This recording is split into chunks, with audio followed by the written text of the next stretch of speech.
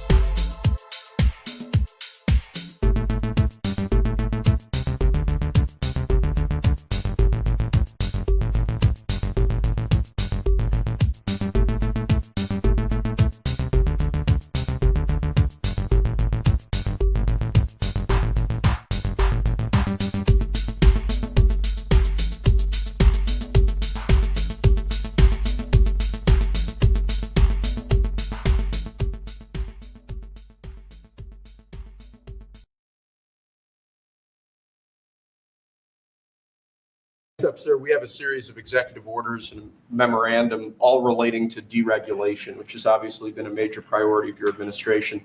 The first of these is an executive order. The Biden administration launched what you've called a war on showers.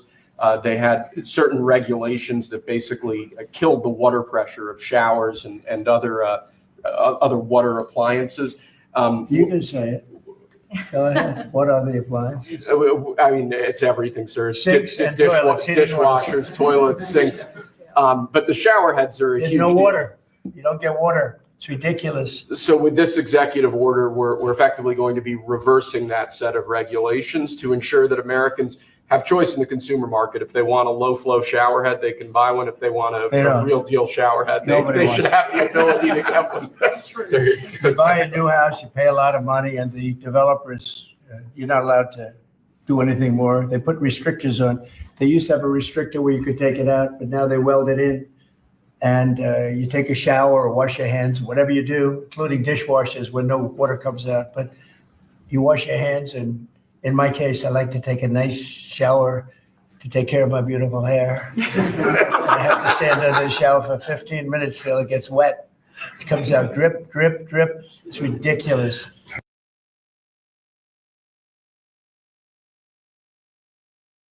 I love Tesla.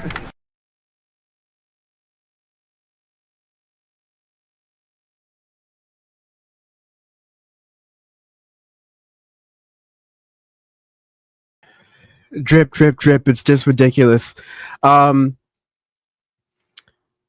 live in hell. Has it been 100 days yet? Oh my God. Hello, humans. Welcome to your power report for this, the 10th of April, 2025. I am the short king, the tall short king, Dan from the internet. I am joined by Kristina, Cosmepolitics, and Forrest, both of whom from Movie Night Extravaganza, among other places. Drip, drip, drip. That's a wet ass pussy. Drip too hard, honestly. I'll go through some headlines really quick. Live, local, and late breaking. The Supreme Court has voted unanimously, in a sentence I don't plan to say very often, or I don't anticipate saying very often at least, to bring back one of the deported migrants sent to the notorious Seacut prison in El Salvador. The tariff thing we will get to. The budget thing we will get to. The Panama Canal we will get to, which is funny. Doge spying on federal workers, trying to get a bunch of our information, pretty much all of everyone's public information, from medical records to credit card debt and credit scores, all these different things. Elon Musk wants them. Why? No reason. Good thing mine's good in the good range. Could be better. Naturally. Hakeem Jeffries challenges Mike Johnson to a debate. And speaking of, it would not be an episode of Forrest and I together on Power Report without one of two things. A, screaming and interrupting, or B, an update from New York City politics. We'll figure out which one and or happens tonight. But I'm excited for the New York City. Probably both. I mean, it's both. But isn't that just kind of New York politics? Everyone interrupting each other? Fair enough. And if we have time in a little bit, we will have time for this for sure. I will make time. I mean, I hope Jimmy Fallon just ruined the joke with his like bit last night, but I just saw right before going on air. But the Minecraft movie came out, and it is proving almost everything that Seth Rogen in Apple TV's The Studio has been trying to tell us and screaming about the whole time. Movies are back, but at what cost? You know. I find it really depressing that now, like, it used to be you see Jack Black in a movie and you're like, oh, this is gonna be funny, and now you see Jack Black in a movie, you're like, this is probably gonna be the worst movie. Yeah. I mean, I don't know. I haven't been watching any of the ones he's been in, but I'm assuming like every single one is like a sequel of a sequel of a sequel, or it's like a franchise. It's like a child's game. Yeah, I used to feel the same way with Snoop Dogg. I'd be like, oh, Snoop Dogg's random product placement. This should be interesting. Now I'm like, oh, Snoop Dogg's random product placement. I bet this is terrible, actually. Oh, you could just pay, I like that you could just pay Snoop like literally anything. Like he'll endorse just anything if you give him money to do it. Yeah, name your price. He endorsed crypto, and then he played at the crypto ball, which it's so weird that that's like a permanent fixture of our politics now, but it is. Terrible, horrifying. I realized I forgot to. Well, it'll be in the Discord for most folks. Forrest, I'll send you the rundown over messages really quickly because I forgot to do that. But yeah, there's a lot of stuff to go on here. I could really do the tariff thing for a long time because there aren't many people. There's a lot of people who are like yapping about the tariffs, and only like 4 of us who actually are qualified to do so. But you here's the thing, Dan. He's playing 4D chess. He's got all the cards on the table because cards are involved in chess. Remember that. It also I know there's a trump card somewhere, but I know that's usually in poker, and this is international trade. And yeah. I got a degree in one of those. What is international trade if not a giant global game of poker? You know, you have to bluff your way. You have to bluff your way through. You got to get that poker face. It's way. I was thinking of Lady Gaga the whole time, but it's definitely more like a poker face. It's like backgammon.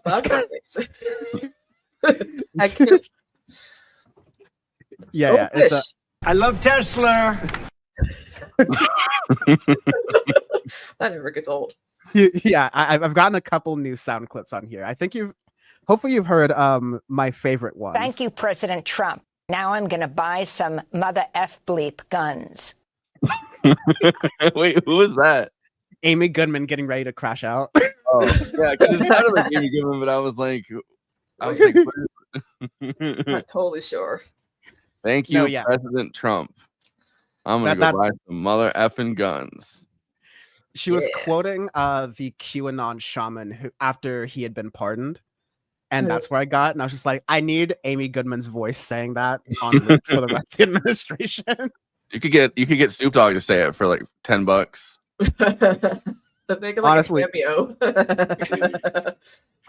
He definitely has a cameo, right? There's no way that Snoop Dogg doesn't have like, you could get him to say like happy birthday to your mom for like $50. Oh yeah, I know George Santos does. Mm-hmm. Yeah, George Santos definitely does. I think also Trump's former lawyer. Yeah, quite a few Trump people. Rudy Giuliani. Scaramucci has one too. Oh god, someone paid him to do the Majority Report or whatever, and to tell Dave Rubin to debate Sam Cedar or something. I remember that.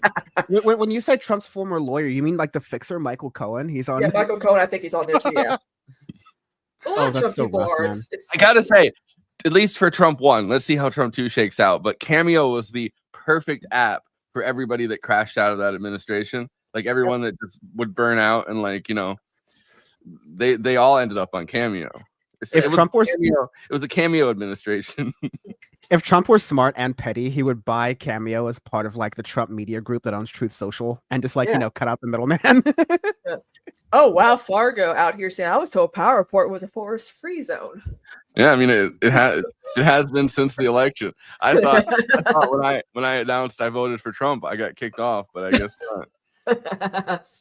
Well, due to the conditions of my parole and community service, it involves bringing Forrest back onto the show. So, no. I've actually wanted to bring Forrest onto the show earlier, but schedules weren't working out. It's all good in the hood, as we'll see here. No, there's just like, I worry that I will get into a long thing if we start with the tariff piece. I'll keep you in check. Don't worry. I got you. Thank you. It's really, there's just like so much. I think what it is. Sorry. Oh yeah, the tariffs. But what I really want to start with is actually the breaking news of the Supreme Court ruling 9-0, which again, like, never happens. Yeah. To bring back. What is this timeline? Yeah. Saying the Trump administration must facilitate the release of Kilmar Abrego Garcia, who officials allege was first a member of MS-13, and they went through that, you know, some might say due process during the first Trump administration, and now they're accusing him of being a part of, and unfortunately I don't have the sound clip of some of the right-wingers messing this up, but Trenderagua. They're accusing him of that.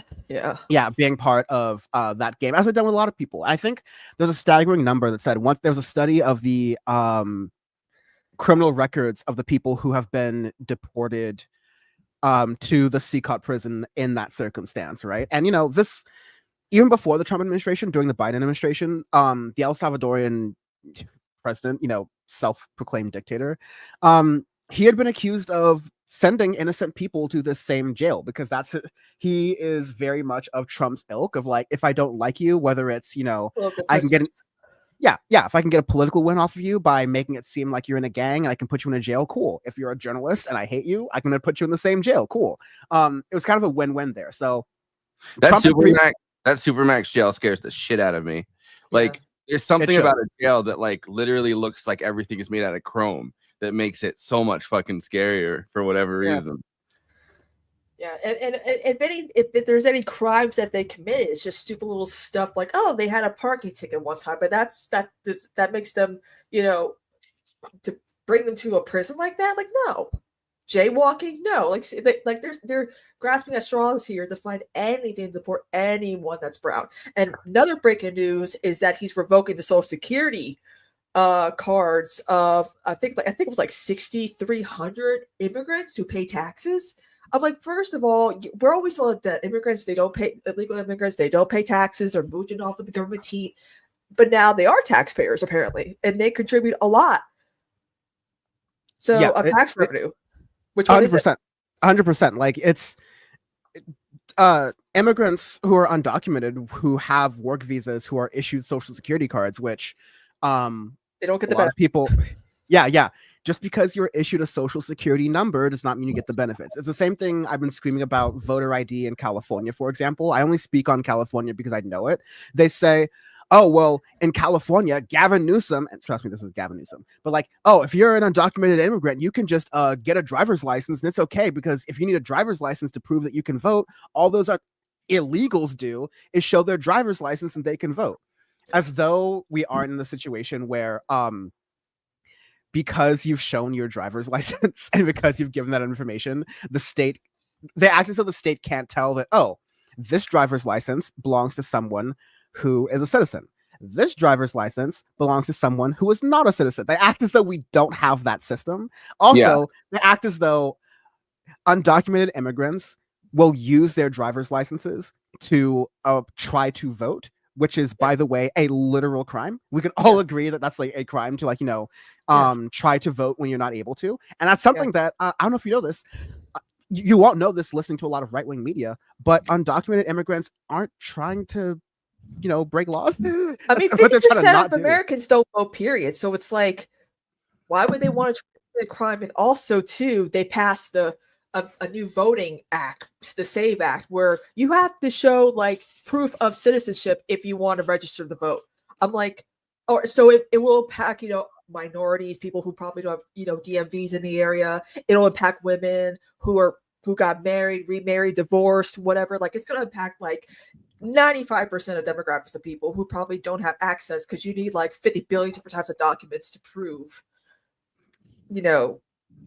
who you are and whatnot. It's sickening. Yeah, It's it's like disgusting. it's the DMVification of voting, pretty much. I mean, Yeah. And like everybody hates the fucking DMV. Like everybody that goes to DMV is like, this sucks. I don't want to go back there. And it's like it's gonna turn voting into. I mean, you already can register to vote, obviously, at the DMV, but I'm saying like it's gonna turn every election into that. Yeah, it's on purpose. Like I was reading about another bill that was it's trying, like, it's the guise of a voter ID law, but in reality what it's going to do, which of course Republicans want to do, it's going to make harder for married women to vote, because it's going to require original birth certificates, and it's going to require marriage certificates, divorce papers, whatever you need for like a name change. And there's a lot of people who change their names during marriages, traditionally. Their name is not going to match all of their paperwork, and that is just going to make it harder and harder and harder. And like Forrest is saying, if you're starting to make, I already had a lot of my paperwork, so the whole like real ID thing was relatively easy for me. But if you're going to make this harder, and you're going to make this multiple steps for people who are working 1 job, 2 job, 4 jobs, etc., or they're really busy with childcare, then you're essentially doing voter suppression, especially on the working class, the people who can't afford childcare, who don't have people in their network to handle things while they do all this paperwork. It's just ridiculous. Yeah. And I mean, yeah, and it should be simple, but it's also like we already have, like, as Kristina said, like a significant amount of people that don't vote, right? Like it's 1/3 of the population, like on an election where like in 2020, in 2020, when it was like, that's like our highest turnout election, it was only 66%.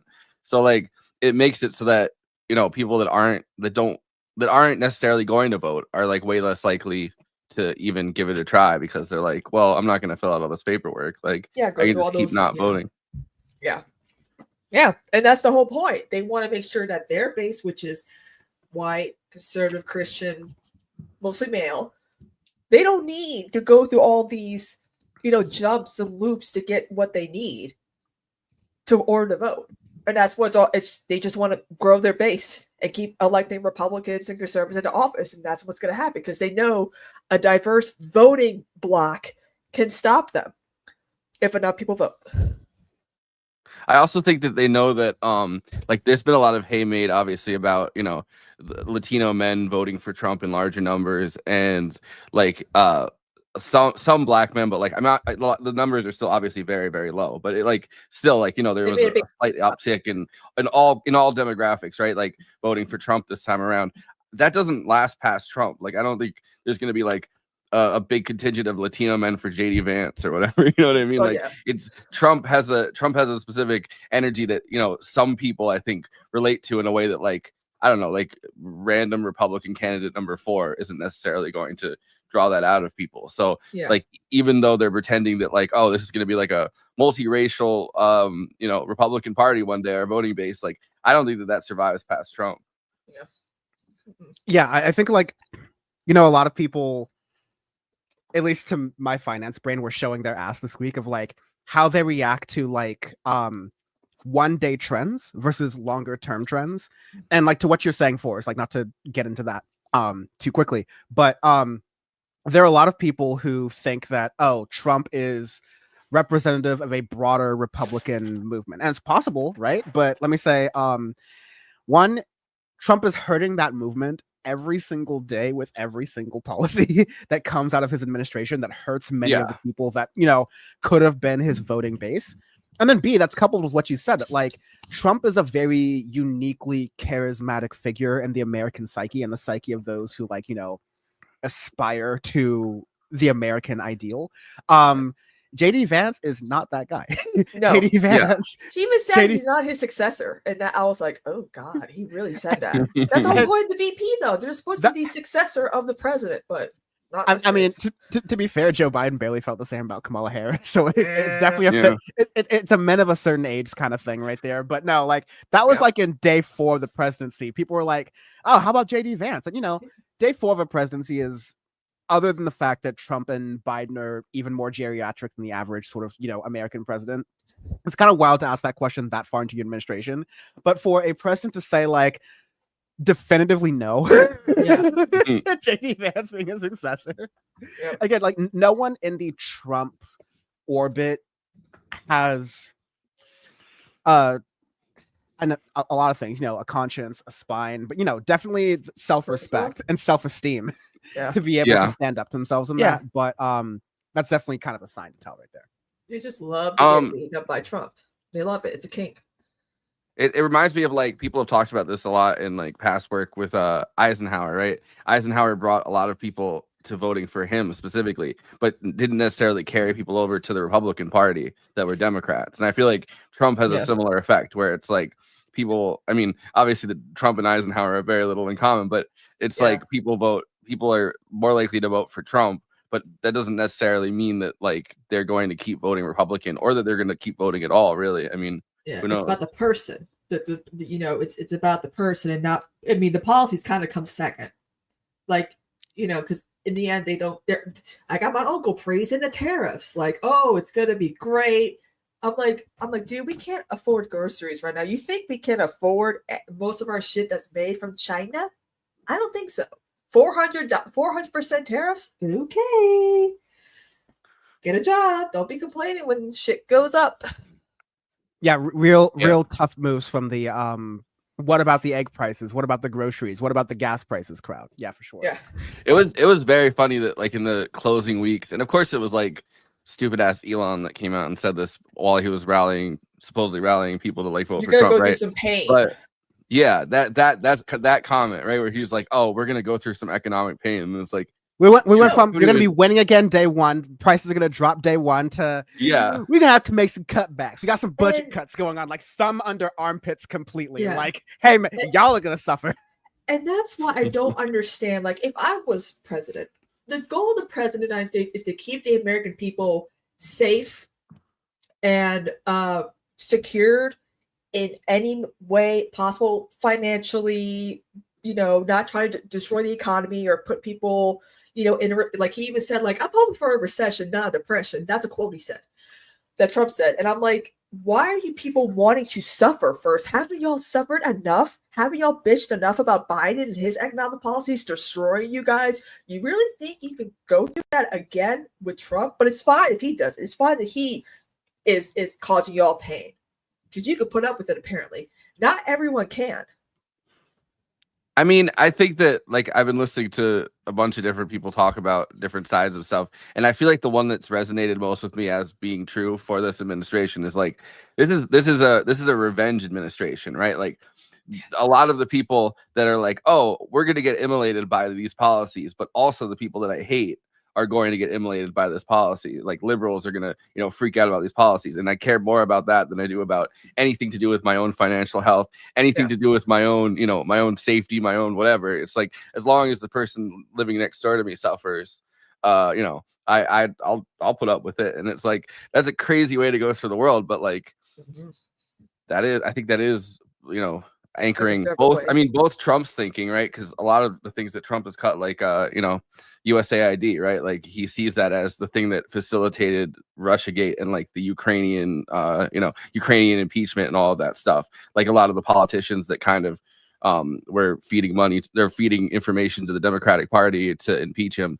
at the time. Like, all of these things are just kind of, it's a revenge administration. And it's like, the voters feel that, his voters feel that, he feels that, the entire administration feels that, and it's like the rest of us just kind of have to deal with it.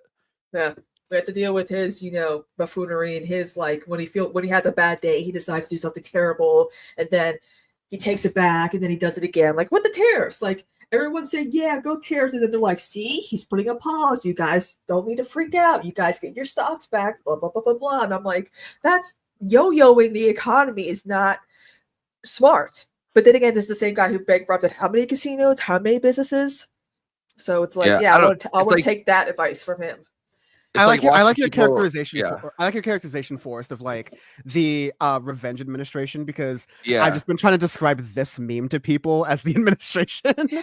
The Eric Andre shooting Hannibal Buress and going, how could anyone have done this? Because like Kristina was saying, he will take credit for the again, I don't think best day in the market since 2008. Like, that's an interesting year to pick, and that's an interesting year to benchmark your stock performance on. No. Never mind the fundamentals, but like, to say that you're responsible for that after causing a crash that was not worse than what we've seen since 2008, but like as bad as what we saw during the 90s and the 80s. And we're putting up depression. We're at least on the scoreboard with the Great Depression and how bad that crash was. You don't get to come back a couple days. It's the greatest. It's the greatest depression. Greatest depression. You don't get to come back after that and say, oh, I fixed the economy. Yeah. Yeah. But I don't know. I'm just waiting for things are gonna get bad enough. It's the greatest depression. They're saying we've never seen anything like it. It's the greatest depression. Believe me, this depression is gonna be the greatest one we've ever seen. So, just to really quickly for the news portion of this, like set the table. Trump announces the Liberation Day thing. We talked about that a little bit last week, where there's his phrase Liberation Day, but these Trump tariffs, these blanket tariffs that were, as I nerdily explained last week, were not based on tariff rates at all. They're based on trade deficits, which in combination with import tariffs, export tariffs done on either the United States or any of these countries, are generally good deals for a country like the United States that is a consumer engine. And we export a lot of things, but we consume a lot of stuff, and that powers the global economy in a lot of ways. Like there's a reason Vietnam is good at making shirts, and she's Taiwan, about to get very expensive, guys. I'm telling you that. Yeah, Taiwan.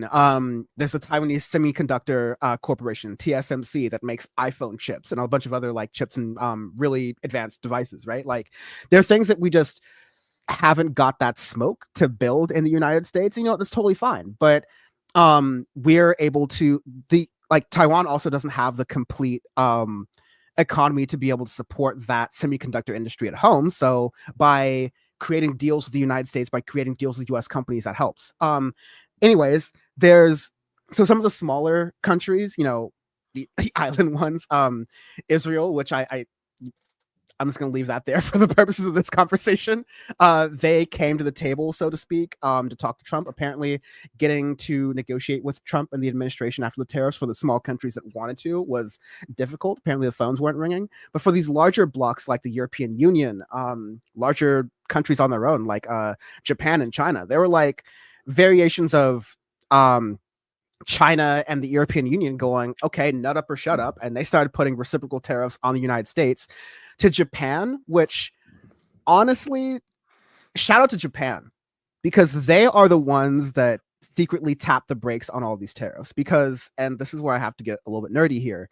I won't explain the bond market just yet, because that is a piece I need to speak on. But Japan basically said, like Kristina was alluding to, a lot of our partners are just going to be like, we're sick of this dementia, old man ass, flip-flopping, making different decisions, vengeful sort of style of negotiating in politics. We're not going to be bullied. We're going to be like, okay, Japan happens to hold a bunch of US bonds. US bonds are considered to be one of the safest financial instruments, financial things you can own in the entire world, because previously in America, US bonds were secure because the state of the United States economy was secure. The legal system was secure. The economic system was secure. There were protections that at least worked for a global stage. Japan was like, nah, we're selling off them bonds, dog. Fuck it.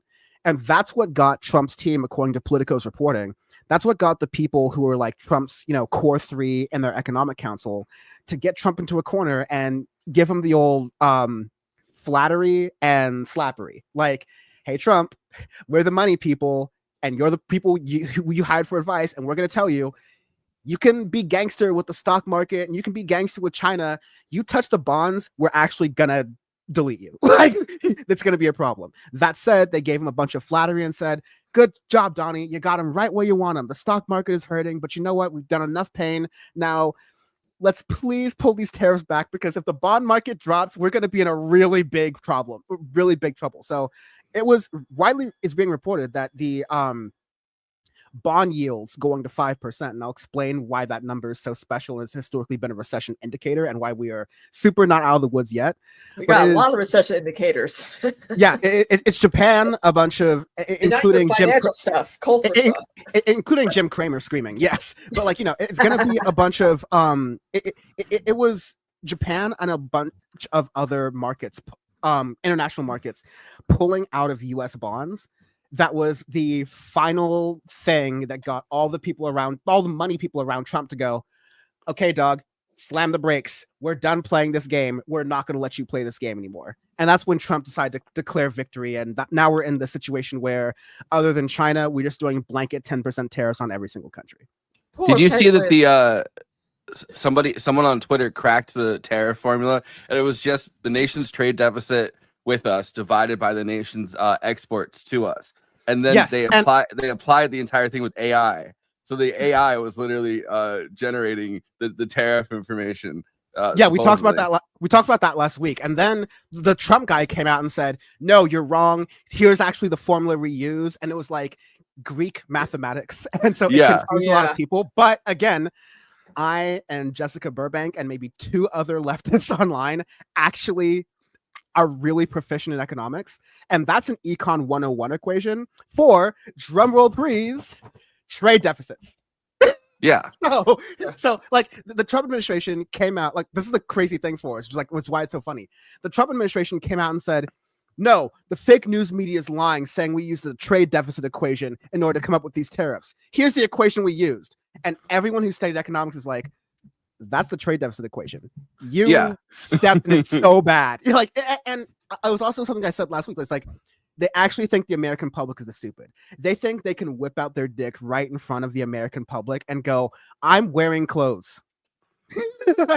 Well, that's why they do it with Greek letters, right? Like that when they actually pitch that information to the cabinet or whatever, those Greek letters weren't there. I mean, maybe it didn't impress Trump or whatever, but like the crazier part is that it's like clearly done by AI. Like they're using AI to try to the AI pieces come together when it's like, okay, why are we the thing that went viral was like, oh, we're taxing this island of penguins and fish, and we're claiming that Australia is using this island to do some type of like trade arbitrage or something. We put tariffs on the same military base that Trump is trying to defend from Yemen 2 weeks ago. It's like the Diego Rivera or something like that, right? And so it's all ridiculous. But I'll just, to be clear, like economics is full of a bunch of bullshit equations with Greek lettering. So like that part's normal, and that's the reason why blanketly everyone from like the finance bros on CNBC and Bloomberg to like the econ and like Marxist economist heads like Jessica Burbank and myself, we saw it instantly and we were like, oh, they think we're that stupid. They're just going to show us an econ 101 equation because most people haven't taken that. Mug is going to be like, well, that looks like math to me. Andrew Yang math thing. Yeah. That's the problem. Like I don't feel like boomers and Gen X learned about tariffs growing up, but we did in government and econ, because tariffs have been used throughout history, and they've been, when you utilize, tariffs long enough, they do cause recessions and depressions in the economy. Like that's something that my Marxist government teacher was explaining. And I had to explain the history of tariffs to my class because she saw something in me. She saw me be like very politically engaged. And she's like, I'm going to make you a little baby Marxist, mini Marxist or whatever. And good for her. And they're like, so it's just an additional tax on us. I'm like, no, it's like the same boomers you're talking about didn't watch Ferris Bueller's Day Off, and it shows. No, that's the clip. I'm like, and that's the clip I showed them. They're like, well, he's wrong. I'm like, but he's what's his face? He's a conservative, the clear-eyed dude. Like for Ferris Bueller's Day Off, I'm like, he's an the Pixies from the Fairly Odd Parents. Yeah, Ben Stein. Yeah. Well, I keep telling the people tr- this. yeah. I'm like, tariffs are not good indicators. I'm like, here, Uncle, here's the clip of Ferris Bueller's Day Off that from Ben Stein, who's an economist, about tariffs. Well, so Trump's had this obsession with McKinley, right? And I was like thinking about that a lot because I've done a lot of reading about like the 1890s and like the Gilded Age, that whole time period. And the McKinley tariff in 1890 was one of the first of a bunch of kind of cascading things that happened globally to set off the economic crash of 1893, which was literally the worst economic crash since the or before the Depression, right? Like it's the worst one that we ever had, the panic where everyone went for their money at once. And there was also a bunch of stuff with they found a bunch of silver, so the silver markets were flooded, and that's why there was like the free silver movement and stuff. But the McKinley tariff literally took every single country pretty much that we did trade with. And this was a time when the United States was a lot more insular, kind of like we had created this globalized market necessarily yet. But the McKinley tariff pretty much put 50% all around on pretty much every country, imports from every single country. Like they would export to us and then 50%. And a couple years later, our trade with all these other countries in Europe, especially because Europe started going on a downward spiral or whatever. And our trade crashed pretty much. Like we had no more, trade relations, or not like these large scale trade relations with all these other countries. And that's who Trump is basically, holding up on high. By 1894, I'm pretty sure they had to, it was like the Smoot-Hawley tariffs or whatever. Like they had to actually take away the McKinley tariffs and lower the ones that, that we had, that McKinley put in. And he somehow got elected because, the economy had crashed by then and they kind of just traded Democrats out for Republicans. But just a quick correction that Smoot-Hawley was the 1930s from Hoover. That ended up going to that. But yeah, similar thing. Like it's and even the Wilson Gorman tariff act in 1894. I think Smoot-Hawley was the one that he said in Ferris Bueller's Day Off. That's the one, yes. Yeah. But yeah, Wilson Gorman. But the McKinley tariff, it raised literally every import that we were getting from other countries, right? Like every single one was just 50%, and that's pretty much what Trump is doing. Yeah, I was just gonna say, like back then, it doesn't really make sense. Like, I'm a really big guy on Keynesian economics because I majored in international economics and trade, so that is kind of the basis for that. But even if we're going backwards, you look at the 1890s America, and we're just coming out of just because we're coming out of the Civil War, the economy is still very similar. Like we are kind of like China in the sense that we're not necessarily getting the raw materials, but we're where the raw materials end up to be turned into goods, right? Yeah. So yeah, we have a cotton industry and we're developing that, but we're also where the cotton goes to get turned into shirts, right? And we have we were the ones who were exporting that, and that was our economy, right? We had a more, I'm not going to get too nerdy, and I'm going to try to make this as less jargony as possible, but you can have a kind of protectionist economy, right? Where you do trade policy and bilateral and trilateral and multilateral deals, and you do tariffs and all these other different things to protect your local industry. That's a thing you can do. You can't do that when your industry and the people in your country rely on things that you can't get in your country. For example, I know Americans love their coffee. Guess what does not grow very well in America? Coffee. Yeah, coffee. Yeah. Mm-hmm. Yeah. The other thing with the 1890s, right? It was kind of a pact with American workers from the Republican Party because they had this laissez-faire sense of government where the government was never going to back at this time, right? The government was never going to back unions. The government was never going to do anything that they called at the time class legislation to help workers. So the only thing that the government could really do, at least the federal government under somebody like McKinley, is they could do tariffs because it's we can protect American manufacturing. And it's a little bit different when we're more of an insular country and it's not a globalized economy, right? It's a little bit different. I mean, it still kind of caused everything to crash around us. And then we had so many goods that we were producing here that we actually had to get involved in the Spanish-American. I mean, we didn't have to, but we got involved in the Spanish-American War, and then took the Philippines and took Cuba, for those early years and took Puerto Rico because we needed more markets to like offload American goods, because our manufacturing was only going into American markets, and there weren't enough rich or like, you know, well-to-do American people to buy all the goods. So pretty much the justification for becoming an imperialist power was that tariffs had caused us to you know, to not have any more markets. So it was like, we have to expand to other markets, and we have to find other markets. And it's like, well, we could just take a bunch of islands then and, you know, force those people to buy our goods because they can't trade with anybody else. And the one thing that drives me nuts is that Trump doesn't go to try to make deals with these other leaders. He's just tariffs, retaliatory tariffs, because he feels like they're not going to. But here's okay, leaders of the world. Here's how you can make deals with Trump. Claudia Sheinbaum has done a really good job, and I think what works is that she's like, yeah, I'll give you what you want. I'll make it think like you have a win, but in the end, I actually am the winner. Like, you have to do some type of reverse psychology on the guy to make it feel like he came out strong and is like the big winner out of it. Because it's crazy how some of these leaders are not getting it. He's a simpleton. He doesn't have a big brain. He doesn't think much about these issues because he doesn't do anything. I mean, he doesn't even know the shit that he's signing unless his press secretary tells him what he's signing. So it's like, there is something that can be done to make Trump feel good about himself, but you guys actually are the winners and he's not. This is the meme I like to show a bunch of times. That's just Claudia Sheinbaum superimposed onto a version of Donald Trump's book, The Art of the Deal, except it says El Arte de los Negocios. Yes. And I love that, and I use that very often. And that's a great point. Like, a lot of people know this. You know, Zelensky kind of learned this too. Also, Pinkerbell, hope you feel better. I saw you were saying in the chat that you were feeling a little bit under the weather.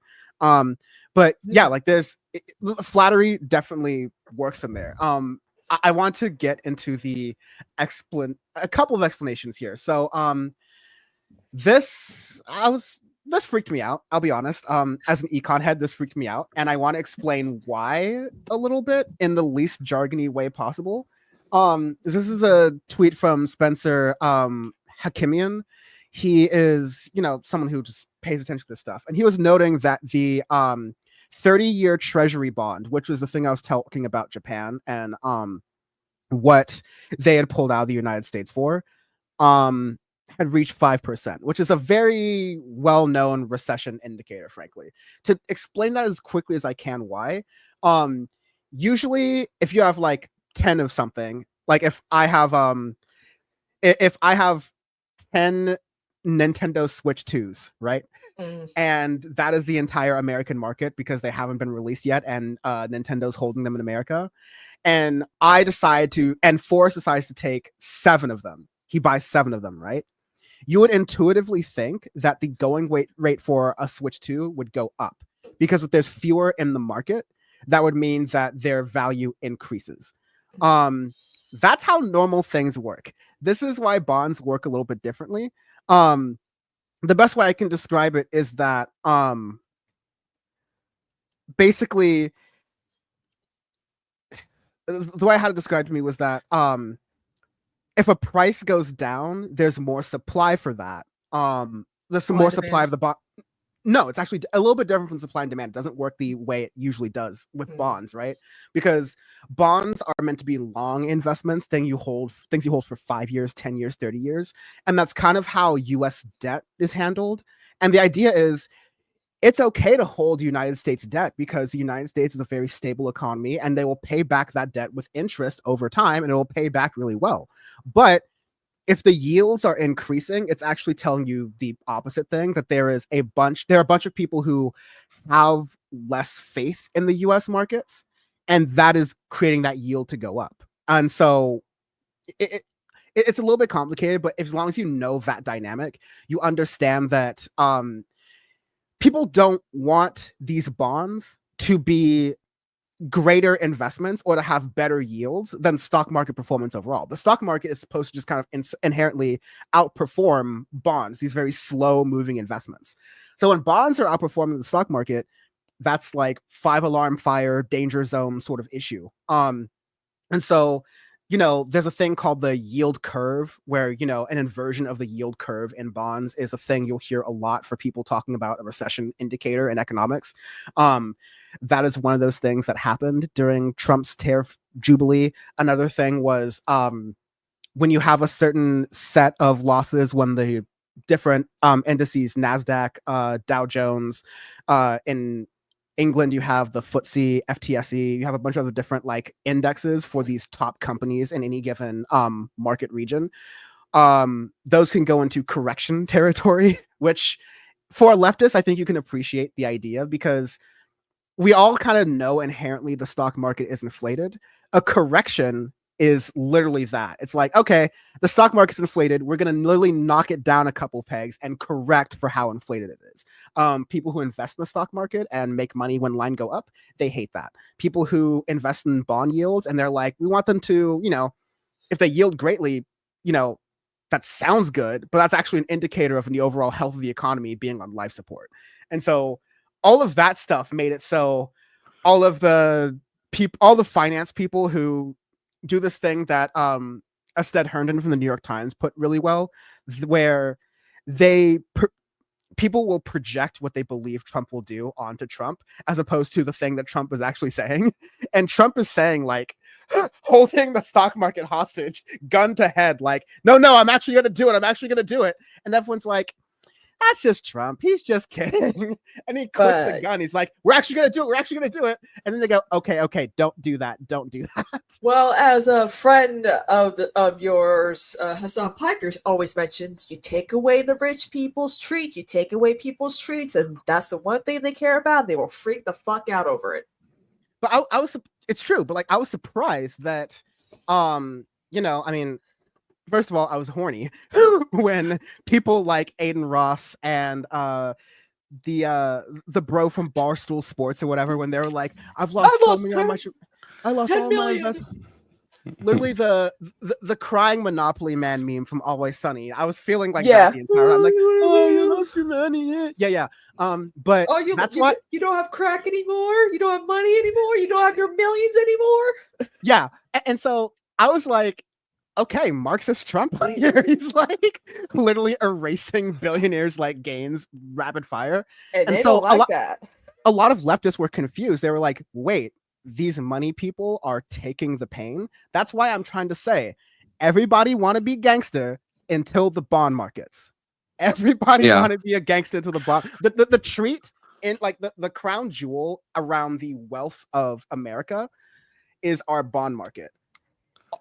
Yeah, stocks, well, whatever, I mean, they'll know to like buy the dip and do all those other different random things, but they know that like once you hit the bond market, that is serious business.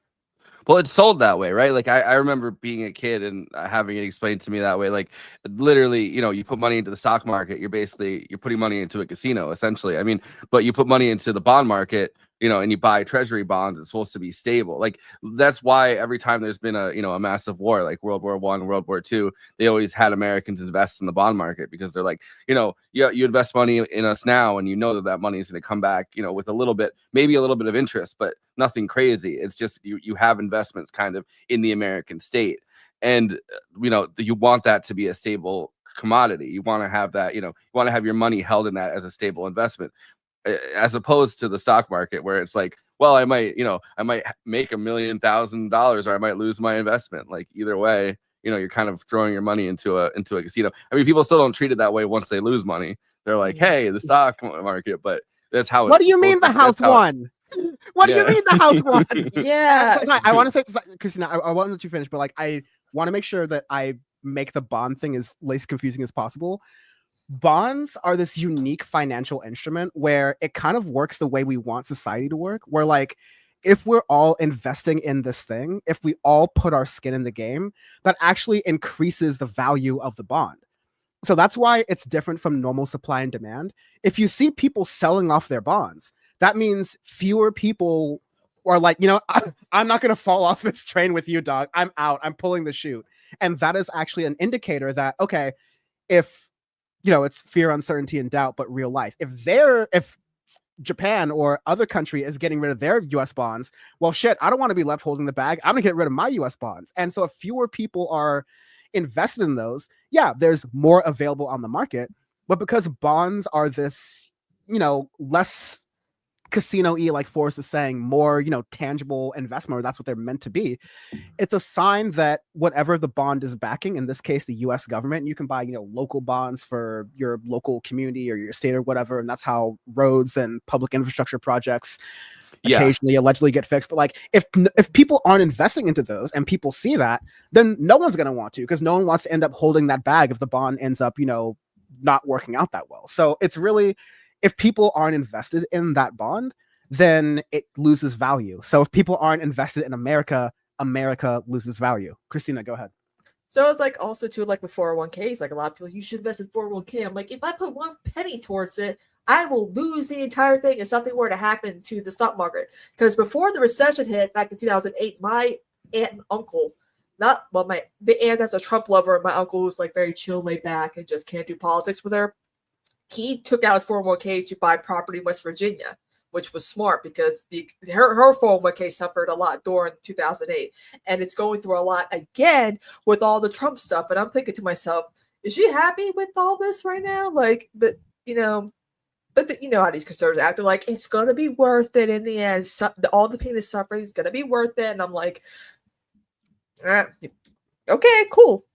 This is why I don't like. I mean, it's kind of it's nuts that the 401k thing, right? Like it's nuts that we've kind of replaced pensions and we replaced kind of stable retirement funds with pretty much allowing somebody to take your money. Take your money and just gamble it into the fucking, the casino. My sister, Chris Christie, destroyed the pension, system in New Jersey. She's gonna be lucky if she gets anything. I mean, she's tenured she got tenured during COVID because she was a young teacher helping all these old boomers how to do Zoom and all that.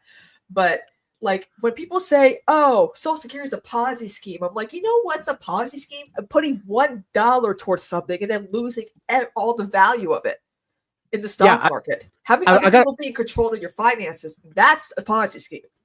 A bunch of points there. First, I want to shout out Wanda M, who commented, "I'm a boomer who majored in economics and was taught by socialist professors. Yes, we covered tariffs, so some boomers definitely know." Yes, the folks who know, it's like, we're taught by leftists. Yeah. When we're not talking about you. If you were keeping up with this and we're even like, well, actually, Dan, you have that kind of wrong.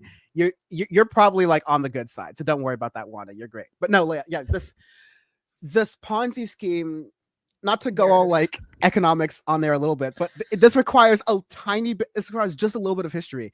You used to have pension plans that made a lot of sense. Like people would invest a little bit of their salary, which, the salary doesn't look like much nominally on paper, but as far as buying power and purchasing power, we were looking at, Chinese purchasing power, where, they're making substantially less than you would expect to develop something as advanced as an iPhone. But the money that they do make is very, very good as far as the rest of that society and gets them very, very far just based on this how the society set up. So we'd have pension programs that would just like properly pay into people's retirement. Then when you had like broader financialization that came in little trickles in the 60s and 70s and then got supercharged in the 80s and then you got deregulation in the 90s. By the way, Republicans, Democrats, blood on their hands in this case, right? But it started when the pensions were no longer just backed by individual employer contributions, but when pension managers decided, hey, let's invest some of this pool of money into the casino. Let's put it into the stock market where we're expected to get returns. Universities, when their endowments and when, it used to be you could go to the University of California for pennies on the dollar and get a really good education. Now it's approaching, if you're out of state, 6 figures. If you're in state, not too far behind. And their endowments are backed by money put into the casino, the Grand Economic Casino. Or Israel, for that instance. Yeah. And like through that, it'll be, Elbit Systems or all these other weapons defense contractors that do terrible things abroad, right? And those are, unfortunately, death and destruction makes a hell of a lot of money. So when the skin in the game that we were kind of like forced to do through policy to taking all of these things that we understand we need, pensions, retirement plans, social security, Medi-Cal, even SNAP and food stamps, by backing all of these things in the financial casino, it makes it that much harder to disentangle these things and go back to the way we had it, to where we didn't have to worry about, we could find other ways to supercharge our investments without worrying about these really risky gambles with our economy here. Yeah, they do a good job, like kind of literally showing it visually in the beginning of The Big Short, where they show pretty much, the guy, like literally one of those like investing managers of I can't remember, I think it's like the Minnesota Teachers Union or something, like really just awful fucking stuff, but it shows how they literally invested all the money in the companies, which then crashed during the 2008 housing crisis. And it's so depressing to watch at the beginning of that movie, but like I always think of that visual reference when I'm thinking about pensions. It's crazy. And it's so weird how, especially in the state of New Jersey, well, most Republican states where the Republican just destroys the economy, like we see in Wisconsin, we see obviously New Jersey, like Kansas, when a Democrat tries to clean everything up that the Republican did, you're still living in the Republicans' economy. I mean, what was Scott Brown, Wisconsin, right? What he did to Wisconsin is going to take decades to fix, and constant Democratic governance to really get things back the way they were. And according to my sister, she's like, it's going to take. I mean, Phil Murphy's kind of moving through the middle in New Jersey now as well. So it's like he likes the teachers unions, unlike Chris Christie. But she's like, it's going to take forever to recover all the things that Chris Christie destroyed. And he hasn't been in office. Scott Walker, by the way. Oh, Scott Walker. Yeah, that's what I thought. I was like, Scott Brown, who's that? But like, I was like, but yeah, it's good. I just feel so bad for people in these states that are going to have to, are still suffering under a Republican economic plan. So it's you, Kristina. It's you suffering under Republican economic plan. Yes, I am. Yeah, man. It's that. But it was one of the first. I mean, pensions especially were like one of the first things that the Reagan Revolution kind of came after. I mean, like unions too, but like pensions were one of the first things that were very easy to privatize. With 401ks, because it's not like they were saying, oh, well, you're no longer going to have a pension or you're no longer going to have retirement. They were just like, well, we've essentially privatized what at the time at least was like some kind of public-private partnership kind of thing. At least for like for teachers unions or for police unions. I mean, for anything that really had everything. They get everything what teachers should be getting. Yeah, but I mean, but anything for really like state employees, like my last thing on the whole economics thing, that there's a lot of questions here, like Where do we go from here? we used to like in these sort of power report segments of like, so what's the significance. I've been trying to do more of like a how did we get here piece while explaining some of these things happened during the Trump administration. I feel like I did enough of the history, but as far as like where do we go from here, what's happening, this has broken. So like I've seen a lot of people online say, I think there's two big points I have here. One, I've seen a lot of, of the revenge style of politics, people say that, oh, all of a sudden liberals and the left care about the stock market. I thought it didn't matter. I thought the numbers didn't matter. It was just about rich people. And it's like, yeah, when the stock market goes up, rich people get richer. And when the stock market goes down, rich people feel that they are losing money.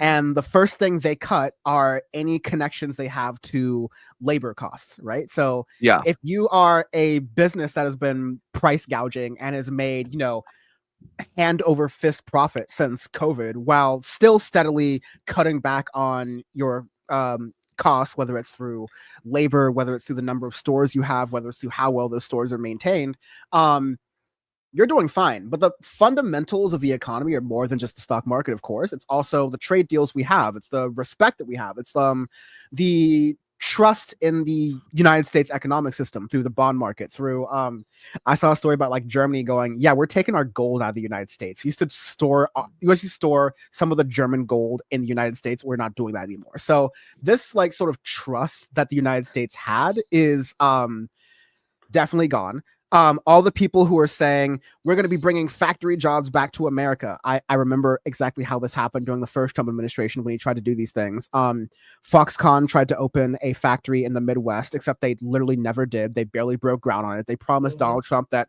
it's going to be a state-of-the-art 8K 5G AI They literally called it like AI 5G 8K. Like they just threw out buzzwords and terms. AI, Yeah. 5G, 8K. And it bankrupt the town. I love Everything Tesla. computer. But didn't that bankrupt the entire town too? Because it just went nowhere. Yeah, because the town gave all these different tax subsidies and tax benefits to it and got nothing in return. Apple promised that they would build a factory in America to produce computers. Nerds out there, guess what they produce there? The Mac Pro, the big one with the Intel processors. So they're producing the oldest, the least selling, like Apple barely sells computers. They're mostly a services company with like Apple Music and Apple TV or whatever. Yeah. Obviously, Yeah. the iPhones make a lot of money. That supply chain is in Southeast Asia mostly. But yeah, their least selling computer, the Mac Pro, the desktop one, using the Intel processors that are not even last generation. They're like 3 generations ago. Apple uses their own silicon, which is made in places where they can actually get the supply chain down. See also Southeast Asia. They did that. All right. So all the United States is going to get are these small little, okay, these companies they'll do the Claudia Scheinbaum. We'll give you something we were already doing, or we'll make you think we're giving you something when we're actually just like waiting this out until Trump is no longer an issue and they can just go back to doing the status quo thing. But the new status quo is going to be decoupling oneself from countries decoupling from the United States. Because as Bam has said in previous episodes, America can't be trusted, or Americans can't be trusted to not elect another Donald Trump anymore. Yeah. There's a good understanding that, like, Americans are not necessarily all fully standing for what Donald Trump is. It's a very, loud minority at the end of the day, even those who didn't vote. But Americans can't be like, this is the country. We can do this many times over, and it's going to really be hard to get this out of our system overall. So we can't be trusted for that. The last thing is in defense of central planning. So I always quote this book that I read in political science in college. Francis Fukuyama, he's a Stanford professor. He's a really famous political scientist. The End of History was a whole thesis. It was the abundance theory of the 90s. Basically, I love that every 5 years he comes out and he's like, look, the end of history still holds up. Yeah. he really is the Shannon Sharp of political science. Yeah,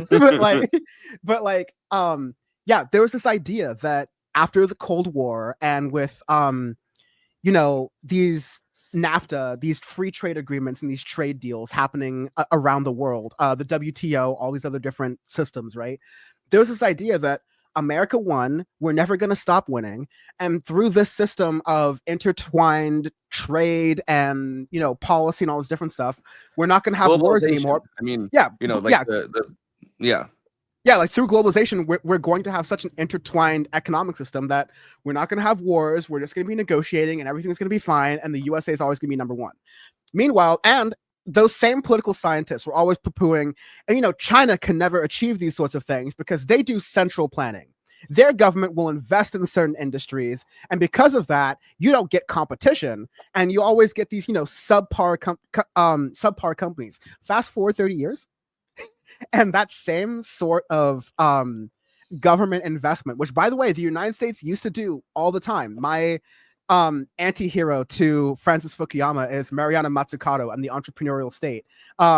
Frankly, Obama did this with Tesla in saying that, like, the Grand Prix of Long Beach is here. But we did that with Tesla in the sense that the United States government gave a lot of money to, sorry, there's a lot of stuff. I'll fix the window later. But the United States government gave a lot of money to invest into Tesla so that it could grow and become a bigger company. And, there was also the Solyndra scandal with Obama. But, America's not incapable of this. But the point I want to make is that the United States and the West more broadly have looked down on the idea of the government acting as the venture capitalist. the government, the idea that the government should not invest into companies, the government should not pick winners. You want to know why Chinese electric vehicles are so good that YouTubers are shitting their pants and becoming communists? Like car YouTubers who are generally apolitical. I love car YouTube because I get to escape from politics. They're all becoming Marxists now because they're like, they start these interviews going, oh, well, I know that America bans these cars for whatever reason, and we're in China, bans these Chinese cars for whatever reason. I guess they're not safe. I guess they just like break down easily, and they drive them, and they they're like, do not. and then they drive them, and they're like, wait, so you're telling me I can drive like what cost $250,000 in America for like a Lucid Air with like the big screen all around the dash, they're 450-mile range? You're saying I can drive it? You're saying affordable. You're saying I can drive this car for the price of a Nissan Altima? You're saying like it's like got voice commands for the moonroof? Like you're saying I can charge the battery on gas so I never have to like worry about range anxiety for a third of the price of a Cybertruck? Are you correct? Like, and so China, my last point, they had, you know, the government invested in a bunch of different EV companies, and they were like, duke it out.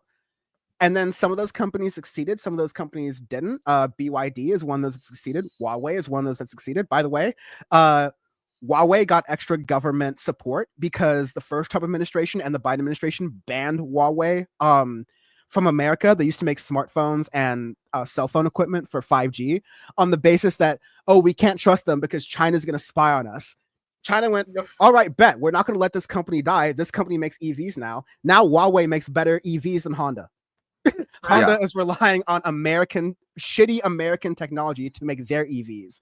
Meanwhile, China is like cleaning their clock. And the reason we have the reason we are protecting American automakers from China is because if you were allowed to sell BYD cars in California, Teslas would be in a scrapyard.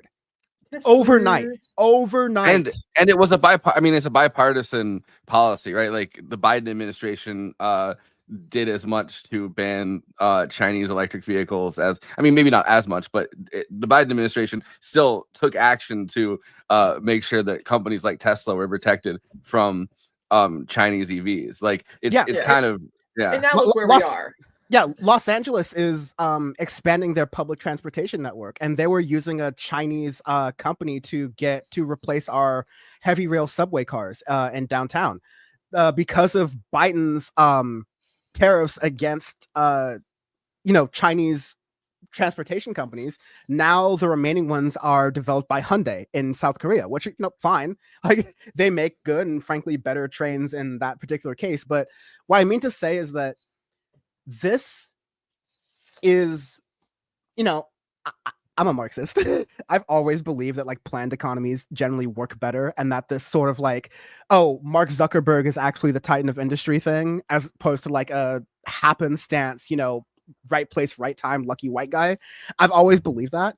But this is the week with all of this happening where you're going to start to see this the story that we've told for the past 30 years that's rooted in American exceptionalism about the idea that, oh, planned economies don't work and capitalism is where, innovation wins and the good companies that people like win in the market and the companies that people don't like die out and get swallowed up. That entire thing, that lie is going to evaporate faster than ever because of what Donald Trump did. Comrade Trump. No, I'm just kidding. I'm sure you've read, speaking of like, essentially planned economies. I'm sure you've read Lee Phillips' People's Republic of Walmart, that basically makes the case that these giant corporations and I like Lee Phillips a lot. Like he's a good online social media friend. But it basically makes the case that all of these corporations have essentially done central planning, but like Walmart and stuff, because they're not actually going by supply and demand. They're going by, pretty much planning out in advance how many different things each of those stores get. So it's funny that like we accept central planning when it's capitalist companies, multinational companies, but we don't accept it when it's, our own government trying to do it.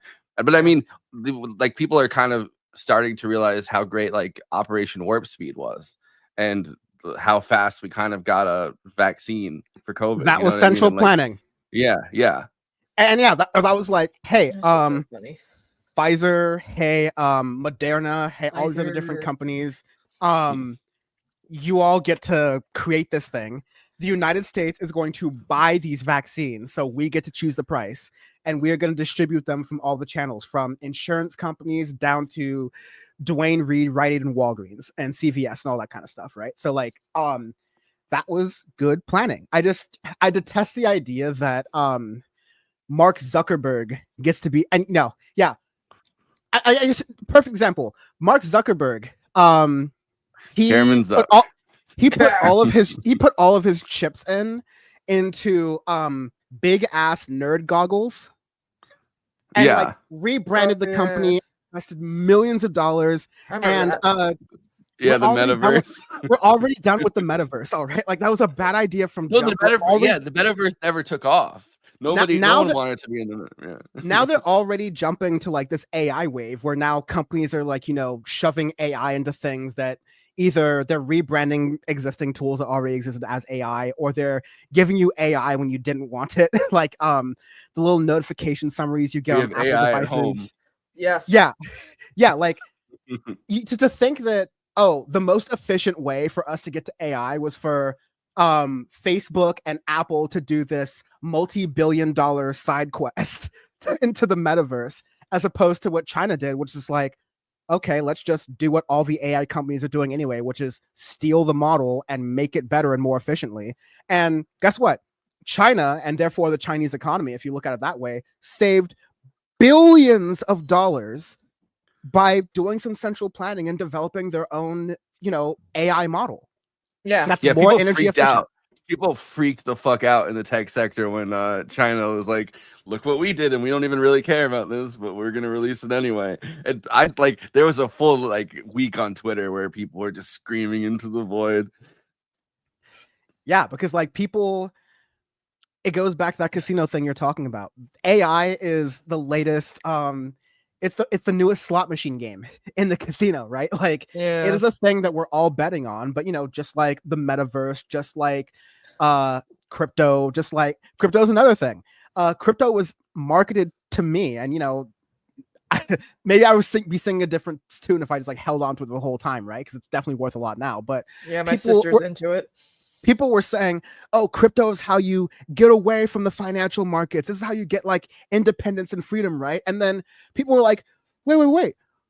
Why is the crypto market crashing at the same time the stock market's crashing? I thought they were different. And I'm just like, See, I had crypto. stop getting your pitched me. financial advice from people on Twitter.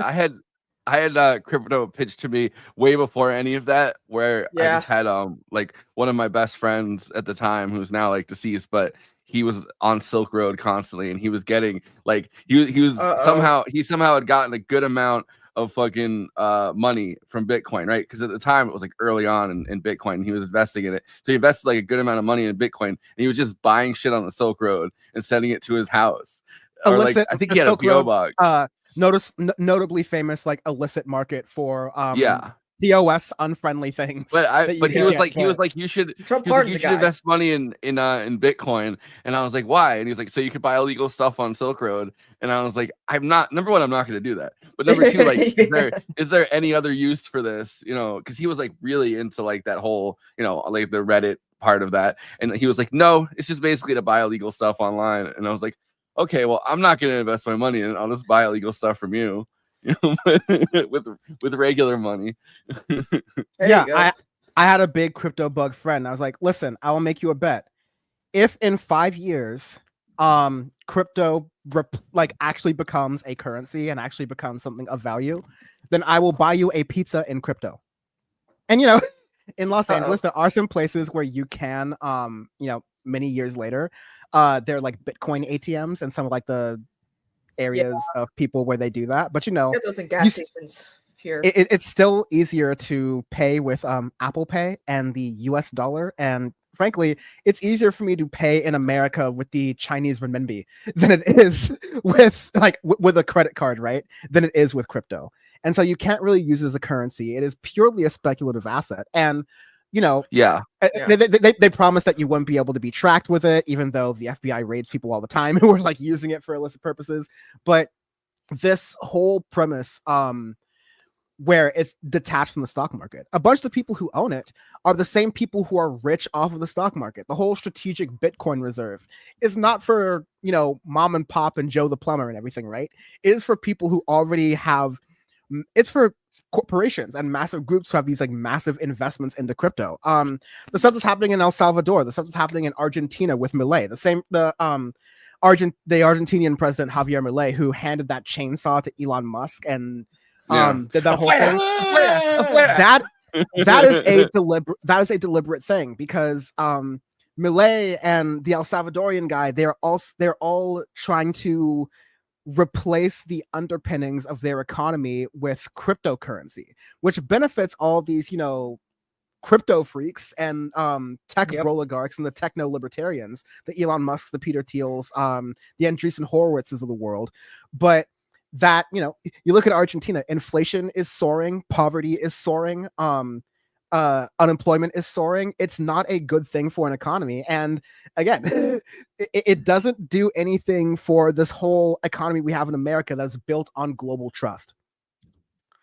The Milei crypto rug pull was so insane, and there was that guy that lost, in America, right? That lost something like $10 million putting money into the to Milei's crypto rug pull or whatever. That blew his brains out alive on Twitter or something because he lost so much fucking money. And he was screaming, wait, we got a Bob Dwyer, and you didn't even send it to me.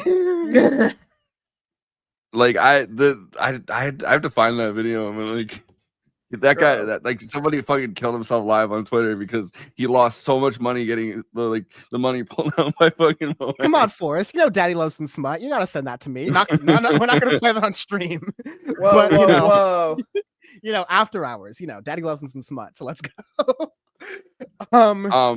But yeah, the chainsaw thing though also was it's in Latin America it was like a symbolic when they were literally murdering fucking leftists. It was like a symbolic thing that people within I think it was the Argentine dictatorship, but other dictatorships too, the chainsaw was what they would use to fucking torture and kill people. So there's a very dark underlying Operation Condor style significance to Milei handing Elon Musk a chainsaw.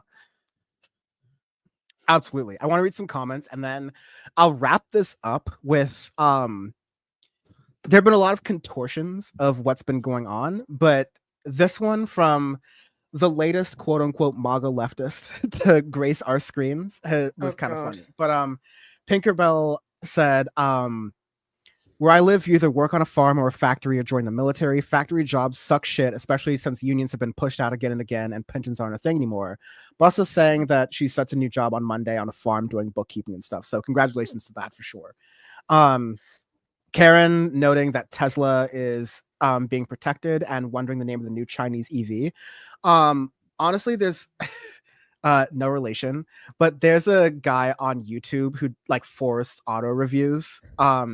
And I recommend checking him out. And he, I think there's a bunch of different ones. I always think of BYD because I knew of them beforehand because they made a lot of buses for different public transportation systems in America, and they were a leader in fully electric buses at a time when Tesla wasn't touching that. New Flyer and Gillig and a bunch of the other North American, European bus companies were still doing hybrid systems or clean natural gas, quote unquote, and all these other, loophole type systems. BYD was pumping out electric buses on the daily, and they've then translated to cars. So BYD as a whole lineup, but I think they're the biggest ones. So just search them and definitely check out Forrest Auto Reviews for sure, because he does a lot of good work there for the actual cars. But yes, I want to play. This is Batya Ungar Sargon. She's been on Bill Maher. She's been on a couple different places. She was on her. Oh God, her. Okay. she was on News Nation a lot too, which the Land of Misfit Pundits. Yeah, I was about to say that, Kristina. Thank you, because I haven't paid a lot of attention. I know that some of my good friends who watch cable news but know that the big three, MSNBC, CNN, and Fox News, aren't shit. They will go to the Land of Misfit Pundits, and I'm realizing, yeah, oh, all the failures. that's such an unlock for me for the whole TYT thing. I don't want to relitigate that in this episode or really at all right now. But seeing how many appearances that Cenk and Anna are getting on News Nation, I'm like, oh, that's their pivot. They're going for that audience of people who are like, Chris Cuomo. Now that's a journalist. I can't even tell us with a straight face. And because I invoked Cuomo after this, we will get into the New York report because I know Forrest is eager for that. But I did want to play a little bit of Batya Ungar Sargon speaking a little bit about in defense of Trump's economic policy, if you can even call it that. Dude, I fucking hate her so much. I hate her face. I hate her voice. I hate her Bati boy Unga Bunga Sargon cod name. I hate the way you walk, the way you talk. I hate the way you dress. Let's play this really quickly. What a relatable. Oh God. It's so quiet, which may be for the better, but okay. We'll She works for, by the way, for context, she works for Barry Weiss. And her original thing was about how, for the longest time before she started doing this version of it, it was about how, you know, oh, leftists don't support Israel. And there's all these reasons to support the pluralist, you know, the happy democracy that is Israel. Oh, and that didn't really work out for her. So now she's doing this. Checks notes, happy democracy. Anyways, it's a little bit quiet, so I'll play as best I can, but let's be silent. It's infuriating. I mean, it's utterly infuriating. Our economic policy for the last 60 years was put in place by people who are too lazy to get out from behind their laptops. And so they imagine that nobody would want to work in a factory because they would rather die than work in a factory. They would rather die than watch their own children, by the way, you know, or clean their own toilets. So they imagine that no one would want to do these things. And so they shipped manufacturing overseas and imported a slave caste to do all for a second. Industry jobs. Who's they? I'm sorry, but like, who's fucking they? Because I already told you in my example that yes, like Democrats and Republicans are both part of this like neoliberal world order that, you know, working class conservatives are rebelling against. A lot of mainstream liberals and closet, you know, crypto rich conservatives who, like, you know, in polite company maybe won't admit how much they love Trump and hate black people. Like this is the economy that works for them, and this is the economy that they've been wanting and looking for. And she's saying this as though this is the Democratic Party plot. Like this is what the Democrats have done. Also, it's funny, and many people have pointed this out, but it's you. You're the, you know, laptop using, won't clean your own toilets type person. Crazy. I love like I do that for a living. Yeah, you know, like I'm privileged to have a laptop desk job, honestly, and frankly, I wish I could get outside more. I take so many like walk breaks; it's kind of insane. But like, by no means does it, just because you open a laptop to do a job does not mean that you are, you know, upper, but does not mean you're raking it in. Let me tell you, there's plenty of people living at home with their parents with open your laptop jobs, which is just like, it shows for someone who claims to be a MAGA leftist, like what kind of politics do you even have? Even MAGA's like, we don't want communists near us. Are you kidding me? Like, they try so hard, and it's so funny. Do all the service industry jobs, and then they just go out there and insult the millions of Americans who are employed in these actual industries, the millions of Americans who remember their grandparents having a decent living wage and the American dream while working at a meatpacking plant, because that was the job to have back in the She sounds like that Grace Randolph chick that I hate. I love it's like, yeah, good old-fashioned American jobs, like meat grinding. there's one from I think it's just 2 days ago. She was on Fox News and she's like, Trump is standing up to these other countries. He's not going to be rolled over by Wall Street. And it was like literally a day before he folded and you know, pulled the tariffs again. I know that it's just having right. It's just okay. So everyone loves the communist aesthetic, you know, when it comes to, you know, I'm a leftist, blah blah blah, and that's to me what MAGA communism is. It's conservatism, but trying to look cool. It doesn't. She's not even though. a communist though. She's just she's a liberal. She's a liberal that started supporting Trump. Like she just, I don't know. There's like it's like a scam where she constantly uses like left sounding, you know, pseudo left like vocabulary. You know, when she talks about either class or like elites versus. I've been listening to fucking her loud ass mouth on stuff for a while. Like I hate her voice and I hate her face, but she talks about everything about you. You know, in terms of class, or in terms of, you know, like in a way that other pundits don't necessarily speak in, or in terms of, you know, elites and Wall Street versus like the working class, in a way that maybe like that sounds almost pseudo left, but then she does that in support of Trump, and like in a nonsensical way. I feel like it would be a lot more successful. I hate it. Like I feel like her shtick might actually be successful if it was someone who didn't look and sound like her. You know what I mean? Like if it was like a different kind of person, because the way that she talks sounds completely disingenuous, and nobody thinks that she's like a working class person. You know what I mean? Like, well, I mean, like clearly just another pundit. It didn't work with Paxton Tinkle either. So like it kind of goes back to like whatever her name is, I'm forgetting. Batya Ungar Sargon. Again, I'm not going to relitigate this, but this is the kind of stuff that works. Bati boy Unga Bunga Sargon of Akkad. you got to cool it on them Unga Bungas, let me tell you, all right? But like this is the kind of shit that works on people with no actual background in politics, like no actual background, and not just, you know, covering politics and, you know, opening up politico.com on your laptop, right? But like someone with an actual political framework, with an analysis, who with like, you know, has done even a college level skimming of some of the political scientists and moral philosophers that lead up to the politics that we have in our day. I'm not trying to get like all Tim Pool, are you a consequentialist? Like, what's your label? But like, yeah, I don't like Hegel. I don't like Adam Smith and all these other conservatives that are always cited in history to, you know, justify the conservatism that is popular in the United States and in the West more broadly. But I've read them. I know what they have to say. I know what I'm talking about. I know enough about what their beliefs and their view of the world is to say I'm not that. And when for people who aren't that, you know, I don't mean to be elitist. Like, this is an education that I paid several tens of thousands of dollars to get ultimately, right? So like it's not the most accessible thing, but it's a critique for people like this who unfortunately Batyar Ungar Sargon also went to UC Berkeley, but she went for literature and I went for political economy. So shut the fuck up while Billy Mays is talking. I mean, it's also like, I don't know, like the same people that quote Adam. Yeah. Really, Professor, let me just play a little bit more of this.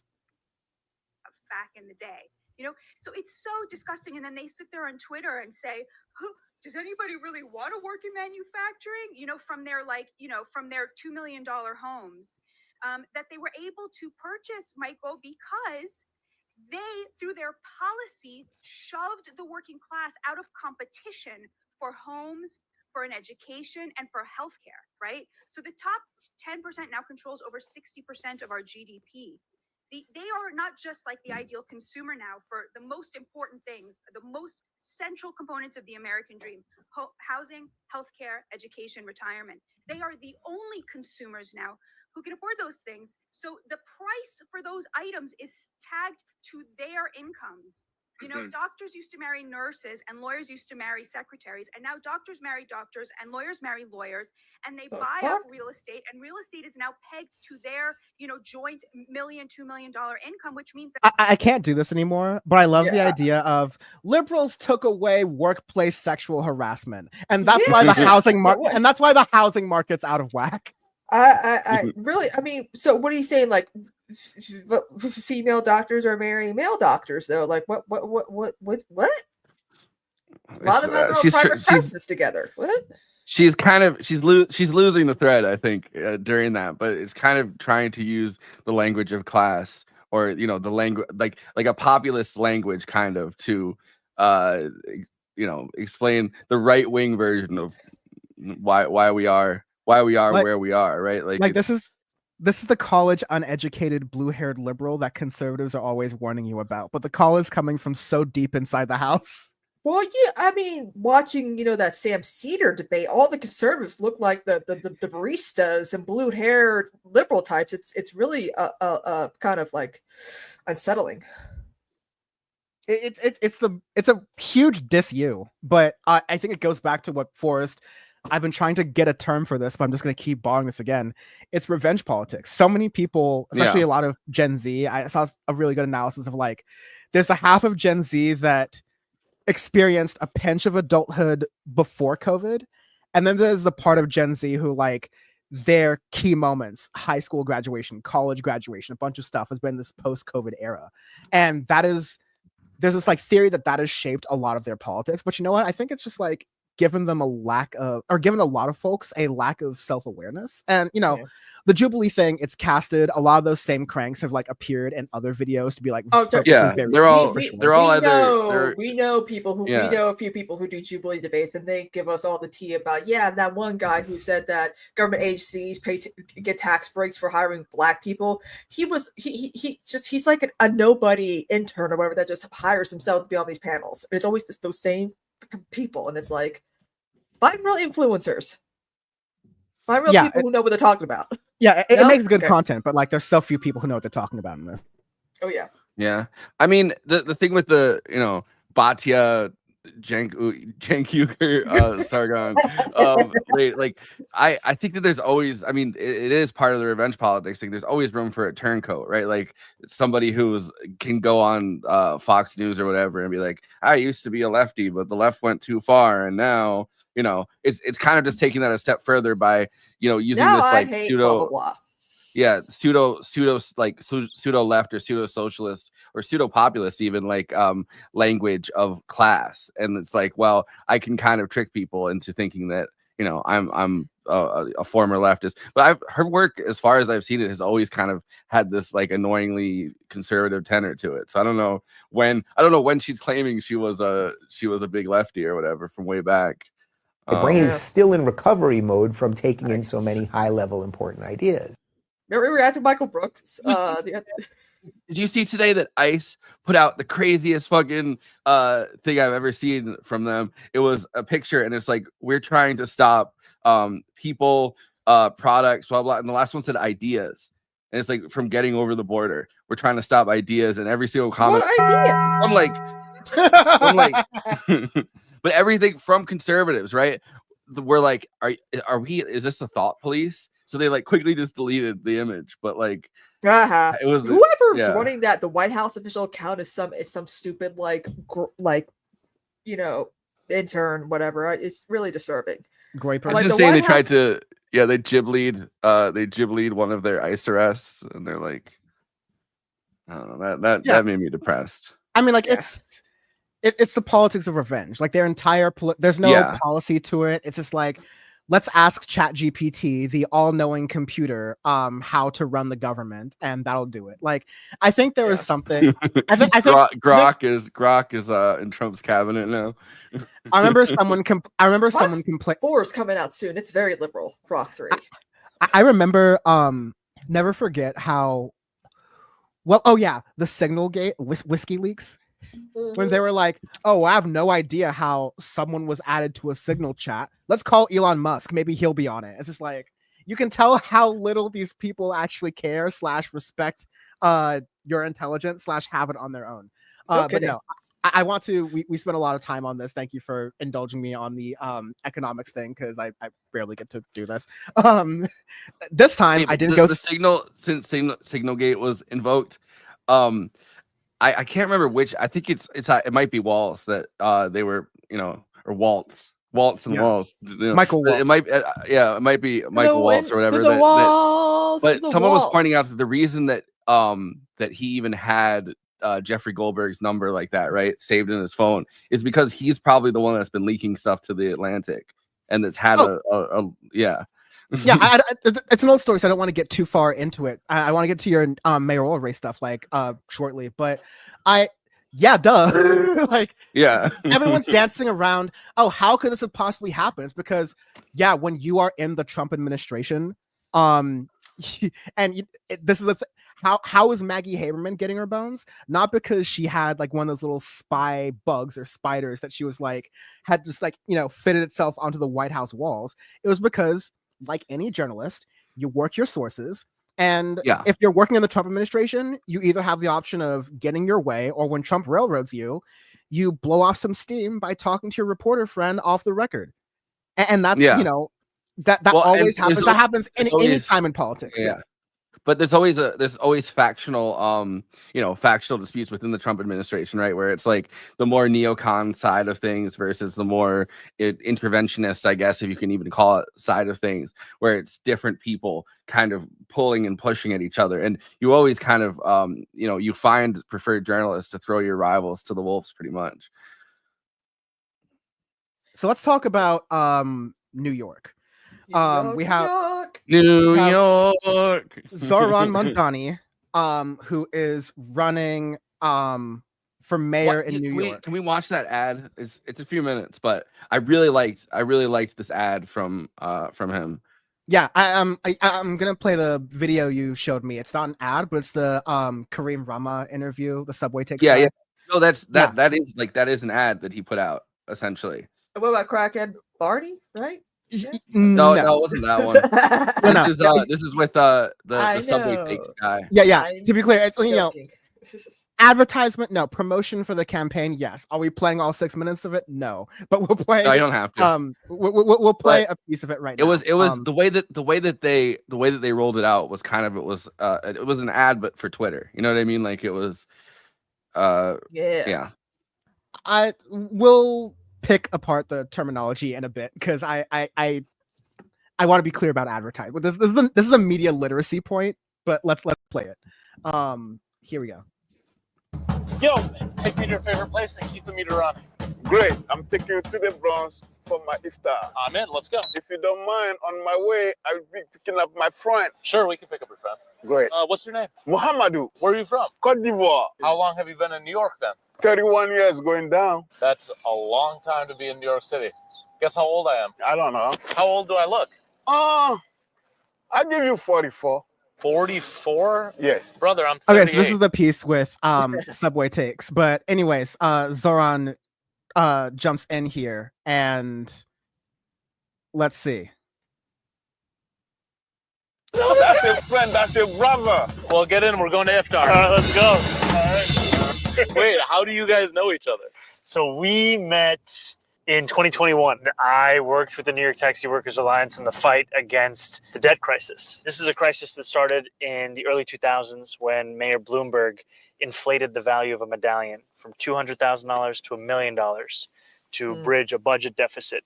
It started with 45 days of consecutive protest and civil disobedience. We got arrested outside of City Hall. Wait, you got arrested? I got arrested. And you work for the government? And I work for the government. Did you get arrested? No. Mamadou didn't get arrested. Yeah, don't let Mamadou get arrested. Yeah, they never let him get arrested. After that, Mamadou and I went on a hunger strike. You guys both went on a hunger strike? 15 days. No food for 15 days. And then now you have to remember this. 9 of my fellow brothers committed suicide. I know. I'm a cab driver, and then I'm a proud one too. You know, this was a dream come true, driving a cab. And then I see it all of a sudden, it flipped the other way around. It was a nightmare. How much was your debt? 750,000. Oh my God. Whenever we go to City Hall, they were not listening. When the assemblymen joined, that's when the real fight started. Is this the assemblyman? Thank you, my brother. Yeah, that's incredible. That's when you were like, that's when the fight really started. So often in these fights, you start with the demands at the beginning, and then you win a version of them at the end. We won almost exactly what it is that we demanded from the beginning. That's awesome. And it has thus far erased $450 million in debt. Wow. So yeah, I'll let you go off of that. But basically, Zoran Mondani, from what I can understand, and Forrest, please fill in some of the details. He is running in the special mayoral race in New York because haters, waiters, table of success, etc. Eric Adams has, in addition to being extremely shady as far as the law goes and accepting a deal with Donald Trump in order to have literally Eric Adams' ass belong to Tom Homan, Trump's border czar, as the border czar said himself. Eric Adams is giving all these corrupt deals to the Trump administration to basically stay out of jail. Coming independent.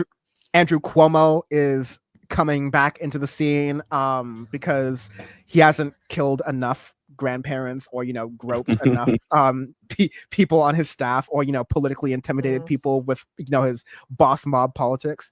And so you have Zoran Mandani, who's like speaking to issues affecting working class New Yorkers. One thing that's relevant to me as someone who's considering moving to the New York area, or is moving to the New York area relatively soon, is the rent freeze. A freeze in the rising prices of rent, because there's so much price gouging happening. There's this whole ridiculous thing with brokers' fees that New Yorkers have been trying to fight against. So this is a pro working class, middle class in New York, which is increasingly unattainable of a status in New York City. This is a mayor that seems to be for those things. So Forrest, like, fill in some of those pieces and also talk about like why it's important to keep some attention on this race, and also tell us when it's actually happening. Yeah, so it's not the special. It's not a special. It's just the regular mayoral election, because it's every 4 years, and the last one was in 2021. But yeah, it's I believe it's in June is the primary. So this is just the primary for the mayoral election, and there's a bunch of different people running. It's like Brad Landers running as another kind of Democratic socialist adjacent candidate. And now that New York is like ranked choice voting, it's pretty much they want, for the primary at least, they want anybody but Cuomo, pretty much. We're like the Working Families Party put out a slate. Anybody but Cuomo. Yeah. Well, originally it was anybody but Cuomo or Adams, and there was like a cute little acronym for it. I forget what acronym. Yeah. And don't rank Eric. And don't rank or Andrew. I think. Yeah. And there's definitely like Dream, something like that. I don't know. But then, as soon as Cuomo kind of started gaining ground, which insane that he's back in politics, because it's literally every single politician that was like, oh, this guy, sexually harassed 13 women, he should step down and resign as governor. Same. But Lindsey Boylan, right, is the one that she's been all over that too, because she's like, what the fuck? But pretty much every politician that signed stuff that asked him to step down as governor is now like endorsed him again. But as soon as he kind of started gaining ground, Eric Adams dropped out as a Democrat, dropped out of the primary. So now he's running just as an independent, which insane. But I don't think he's going to do very well. But in the final race anyway. Force a racist, everyone. And this is not my usual Dan. No, it's panel. This is the thing that Eric Adams is doing. He's using, I'll say it, because I could say it. He's using black elders in the community who are just as corrupt as him as political human shields. Yeah, well, he's done that the whole time, right? Like, absolutely. So, but Zoran, I really like as a candidate, and he's kind of pitching a more affordable working class, life for New York. I think he also had stuff about public housing in his platform. He has a large platform about building these centers, especially in the subway where a lot of cops are, where instead of having cops kind of flooding everywhere, there's going to be these checkpoints where if someone's having like a health intervention crisis, they're going to actually have like social workers and health people in the subways or in these areas where they've had a lot of cop activity to try to handle public safety that way, and try to do that instead of just kind of flooding everywhere with cops. So his platform is really interesting. I like that ad, or promote. I'll call it promotion. I mean, I don't like. Yeah, I think it's a promotion. I see what you're saying with it's an advertisement. I'm definitely like more on the fence now that I've seen a little bit more of it, because it's definitely, I've seen the Subway Takes guy. Kareem is a good guy, but he's also definitely a one to promote his shows. I know he's doing the Run the Meter show, or Keep the Meter Running show, as a promotion with UPS as well. So go ahead, get your bread, player. But another reason I like Zoran, and this is something Kristina was mentioning earlier, was he has that New York spirit of he's able to like yes and the most ridiculous situations and keep it back to message. Example being, to play the whole thing, but the Crackhead Barney interview, which most people regular, but especially politicians, would have folded or just said no, or just gone like, this person's crazy. But Crackhead Barney, really funny performance artist, does work with Means TV as well. She had spoken with Zoran Mandani about, Zoran was able to bring what you do? Would you fuck a trans woman? What? He was able to stay on message and keep it towards, the rights for all New Yorkers, making sure that Zoran Mamdani, who's Indian, also speaking about the Black community as well, and within that, like you see that Zoran has a sort of ability to connect with regular people as opposed to previous mayors. Maybe with some exception, Bill de Blasio. I think de Blasio had this like regular. You mean the socialist Sasquatch? I don't know. Who is that? That's what right wingers called him, and I'm like, really though? Like de Blasio? Yes. Because he was tall. He's dating friend of show Nomiki Gans. Get it, girl. Oh my god. Okay, just gonna jump over that. But definitely, like he announced it on Valentine's Day too. Let's move on. I remember that. Let's move on. There was it's been a while. So many mayors, especially in New York, just talk down to their constituents, and that's something that I've even gotten the vibe that Zoran Mondani doesn't really like. In LA, we have the similar issue where Karen Bass is becoming more and more of a Republican every single day, and if I'm seeing history repeat itself on the national level to California as the Democrats move further right. The people in California and in Los Angeles who are kind of sick of politics in general are just going to naturally pivot and choose the Republican. And that's just going to give the Republican more leeway to go further right if the Democrats are going further right anyways and still losing. And so the energy is coming from folks like Nithya Raman, who's a local district lead. It's coming from Kenneth Mejia, who's the city controller who runs the finances and is approaching it comes back to this like old retail politics style, the thing that supposedly Joe Biden was really good at when he had brain cells still working, which is that you can speak to people. You're not really talking down to people. I mean, Donald Trump is kind of clumsy with this, but even during the cold open when he was talking about how the drip, drip, drip, it comes from the shower. It takes so long to get my wonderful hair wet. And, we all know he's joking. We all know he's joking about the hair and talking about the hair. Like, everyone makes fun of his hair, but he's able to have at least enough self-awareness to laugh about himself in that particular controlled context. But, you're getting Kenneth Mejia brings his cute corgi to show you like Excel spreadsheets and charts. And, he'll do like thirst traps and memes and dances to get you motivated about how Karen Bass and the rest of the city government is misusing the LA city budget. And so these are like, because the old people are like losing power / dropping dead in Democratic politics, especially, you're starting to see like bubbling on the surface, the millennials and the Gen Zs like actually getting into power and taking advantage of that. I think previous Power Report guest in front of the show, Kat Abu Ghazaleh is a great example for the district seat that she's running in Chicago. Yeah, in the Chicago area, like by using the style in which everyone else consumes and understands media, especially if you're under the age of 45. That is resonating a lot more than, Cory Booker's filibuster or, holding up charts the old fashioned way, like on the House floor. And so I appreciate what I'm seeing from Zoran, especially from that. Yeah. Yeah. And I think that he is an authentic individual, right? Like I think he really does come from that background. I mean, that ad does a really good job kind of explaining the like the more activist / workers' rights side to him, right? Like to his story, which is that he literally people like that. Literally put himself on the line with taxi cab drivers and also joined kind of a hunger strike with them to actually to make real change. And I think that that's important, that's in that back and forth, and it feels very natural, I think, especially with Kareem, because I love that guy. Like, that guy's great. I always watch those Subway Takes videos, but his background's really interesting too, and I think it's very New York.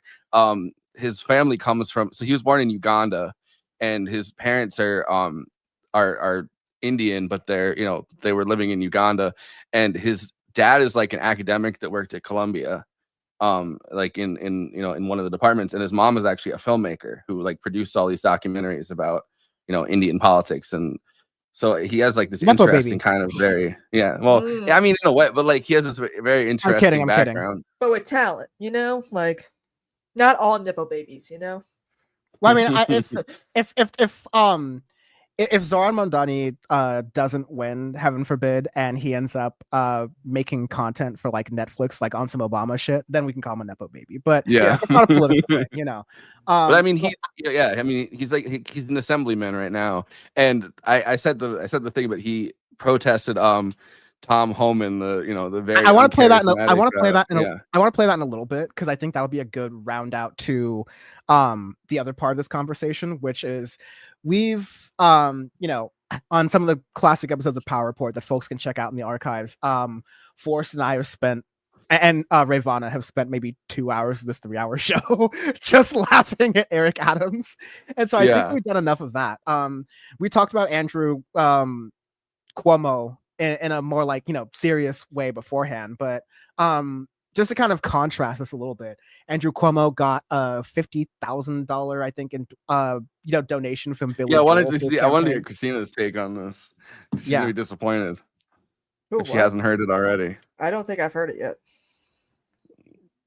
So Cuomo got $50,000 from Billy Joel like 2 days ago. Oh yeah, I saw that. I was like, man, this is why we prefer Bruce Springsteen over Bon Jovi and Billy Joel. Like Freehold over Newark any day. That's what I say. I'm no longer an uptown girl. You don't want to be an uptown girl because Cuomo's gonna get a little handsy with the uptown. So the Working Families Party has also mentioned Andrew Cuomo, and I don't think this is any surprise, but the quote is still very funny. Over here where it says the likelihood he earns the Working Family Party support is close to none.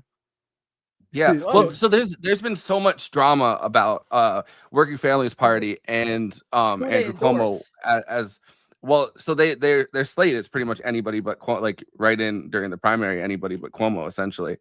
It would be very funny if they're like, well, we're going to be negatively polarized and we'll let Eric Adams run on the Working Family Party line.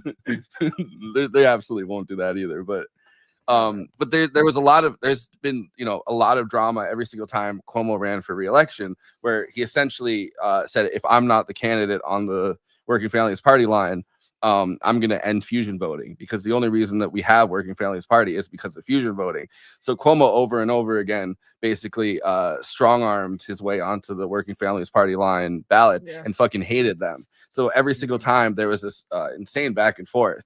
And there's been like, I think it's been like over a decade of drama between Cuomo and, I mean, they wanted to endorse Cynthia Nixon, and they didn't want to put Cuomo on the ballot at all, pretty much. Justice, and then he was like, all right, well then I'm going to end fusion voting then.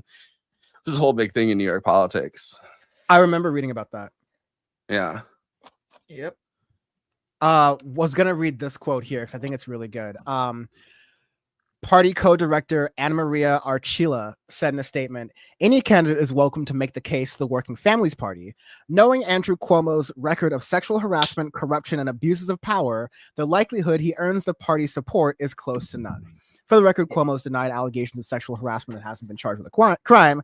However, multiple women have come forward with very vivid and detailed stories about not only things that Andrew Cuomo, in their retelling did to them and other people that they had witnessed and other people they had spoken to, but also the effort to bully them and silence them for speaking out or punish them if they do speak out. So that the only reason he wasn't charged with the crime, the only reason why because he traded away, he said pretty much to the Democratic leadership, because New York's like mostly Democratic leadership. His deal was pretty much, all right, you guys, including the Attorney General Letitia James, including because she was the one investigating him at the time, both for the nursing home stuff and for sexual harassment, as well as the New York Assembly. They were all kind of doing investigations into him, and his trade-off was, all right, I'll step down and resign, but you guys have to end the investigations. And somehow that worked, and they ended the investigations, which has opened it up for the same people that asked him to resign, endorsing his mayoral candidacy. Yeah. The case for Zoran Mondani, everybody. And this is where I want to play the clip that you had played. So there's Eric Adams. The haters will be waiters at the table of failure. There's Handsy Andy Cuomo. And then Handsy Andy Cuomo. Handsy, I That's what they call it, Handsy Andy Cuomo. I They swear, call him man, Hands. I would listen. Here's exactly how I would sell out at this point in my career. I would be boy. Donald Trump's nickname guy. There you go. I would be because like He would love you. I've Well, gotten he came up with Kamabla, and that was terrible. It's not exactly. on top of his game. And like Rhonda Sanctimonious, like back in the day, I like like Sleepy Eye Joe, like it's more like Frozen Eye You Joe didn't because Sleepy Eye of Joe. bow tie. Cotton Eye, is that Cotton where did Eye you come Joe? from? Where did you go? Where did you come from? Sleepy Eye Joe. No, but like I'm finally the first white guy I screamed at on Power Report, Kyle Kalinske. He's come around and he's starting to use Greasy Gavin, like I've been trying to get Greasy Gavin. Greasy Gavin Newsom. Greasy Gavin Newsom. So yeah, Handsy Andy Cuomo. That's it doesn't roll off the tongue quite yet, but I'm just gonna get some practices in. But I'm saying you got those options, and I'm sure there are perfectly fine people who I haven't mentioned who are also running, but I did also. I mean, I would say that Brad Lander is decent as far as I can tell. He also, I don't know if it may have been an accident or it may have been oversight. As comptroller, he divested money from New York City into Israeli, the money was invested in Israeli bonds. And he he divested that money from divested. So that New York City is, so if I'm understanding you correctly, New York City is no longer invested in whatever that was to ultimately. Well, yeah, to I mean it was Israeli a tiny region. it was a tiny bit of their budget, and they have bigger investments in Israel. So they're not divested from Israel, right? Divested or divested, but whatever money the comptroller's office put into Israeli bonds, it might have just been an oversight, but there's been these Israeli people going around, like Israeli influencer kind of people going around the city with their phones in their faces because that's what they do. One of them is gonna get hit by a taxi one day, and that's gonna be very funny. But this one lady was freaking out, being like, we can't elect Brad Lander, who I believe is Jewish. I'm pretty sure has a Jewish background at least. I don't think Jew, that. You know how they feel about people like that. Every single person on the list, right? Cuomo went over each one, and because his whole thing is I love Israel. He said the number one problem in New York City is anti-Semitism. So he's running hard into the I love Israel. His thing since he's been mayor is he runs stop anti-Semitism or anti-Semitism. You know what I mean? Task force. Anti-Semitism. But it's also funny because during COVID, the Orthodox / Hasidic Jewish community and Cuomo were going back and forth, and they were saying that Cuomo's anti-Semitic because he was doing this big thing where he kept on putting these maps up of all the COVID hotspots, and it was all of the Hasidic communities, pretty much. Well, I mean, come on now. But there was there's these very funny there's this very funny Orthodox Jewish representatives or whatever that were Cuomo's anti-Semitic. Cuomo's anti-Semitic for. You think they're going to putting shower now with the water pressure being good again? Hell no. Andrew Cuomo is anti-Semitic for including all the underground tunnels on the new MTA map. but so he had this list, right, where he's explaining why.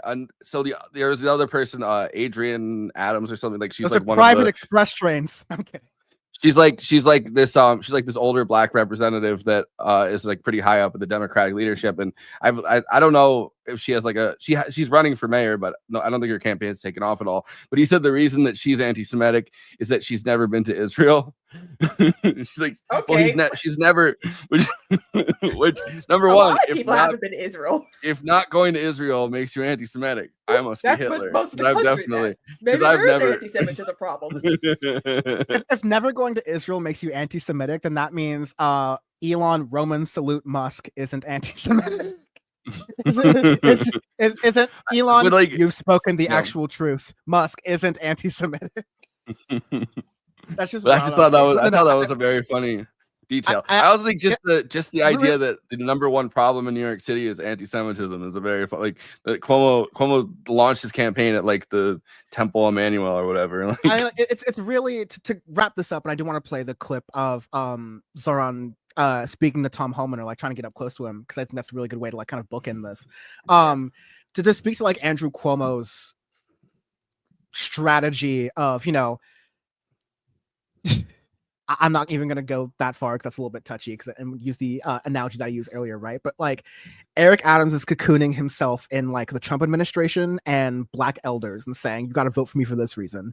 Andrew Cuomo is cocooning himself by saying, you got to vote for me because of the Democratic Party establishment and also protecting Jewish people, which is, again, like, talk to some Jews in New York and you're going to see a lot of like people who are not down, who are holding the majority opinion, and they're not down with the violent acts that are happening in Gaza right now, and that continue to happen, right? Oh yeah, no, there's. I would say that that's very naturally of how this has been going. So like those are very cynical plays. I then give you again the glimpse of what the good opportunity looks like. Here is Zoran Mandani here.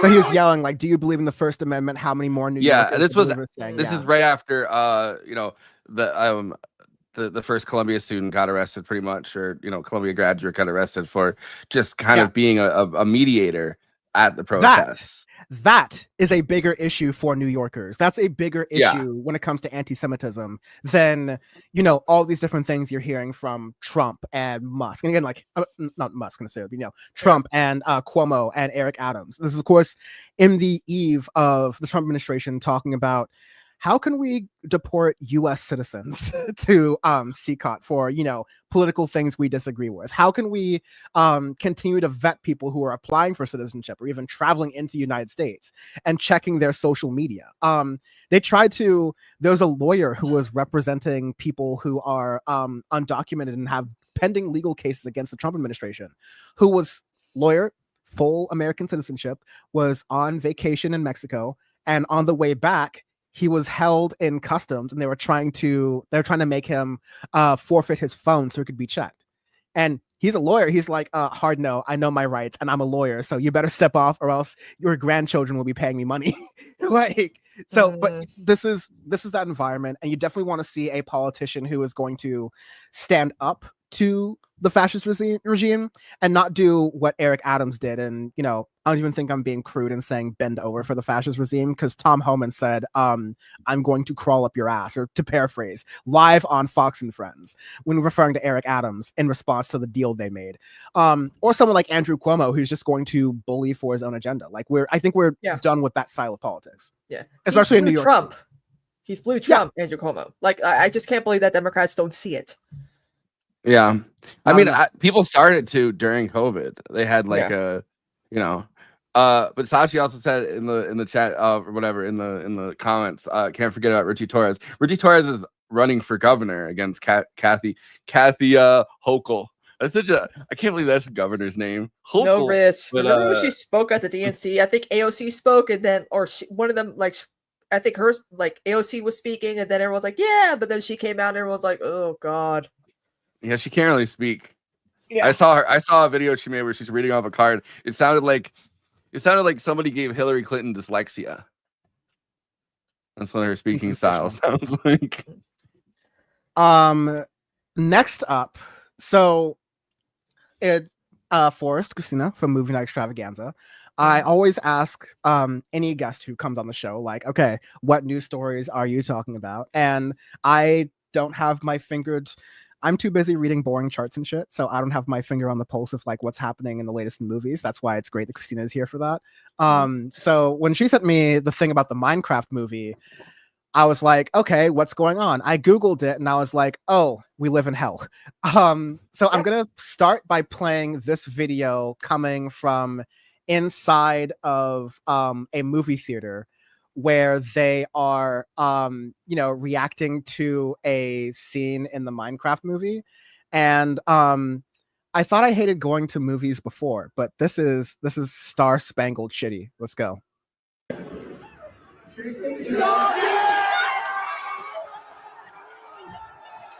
What the fuck? Jack Black appears on screen with a chicken, and everyone in there is like, there's a live chicken apparently. That's right there. chicken. Yeah, let's do what a fucking Alice Cooper did, and he tossed a chicken into the audience, and the whole audience just tore it apart and brought it back to him. Popcorn being strewn and thrown all over the theaters. I'll read. You know what? Maybe I was wrong when I was like, we need to save movie theaters and make and so many like movie executives are like, no, this is cool. I'm like, no, it's not. Some minimum wage paying workers gonna have to clean that fucking mess. Are you kidding me? So let me read the first paragraph from Hollywood Reporter, and I'll let y'all jump in on this. Several viral videos have captured audiences of the blockbuster video game adaptation, a Minecraft movie, going wild, throwing food and drink, and trashing auditoriums and movie theaters. In one video, somebody was kicked out for holding a live chicken. Some theaters are issuing warnings, while Cinema United, a trade organization representing thousands of exhibitors across the globe, issued a memo of voluntary guidelines, including, quote, pre-show announcements, and that if the, quote, situation escalates, local authorities can be called. And reportedly, in at least one moviegoer's video, police have been called.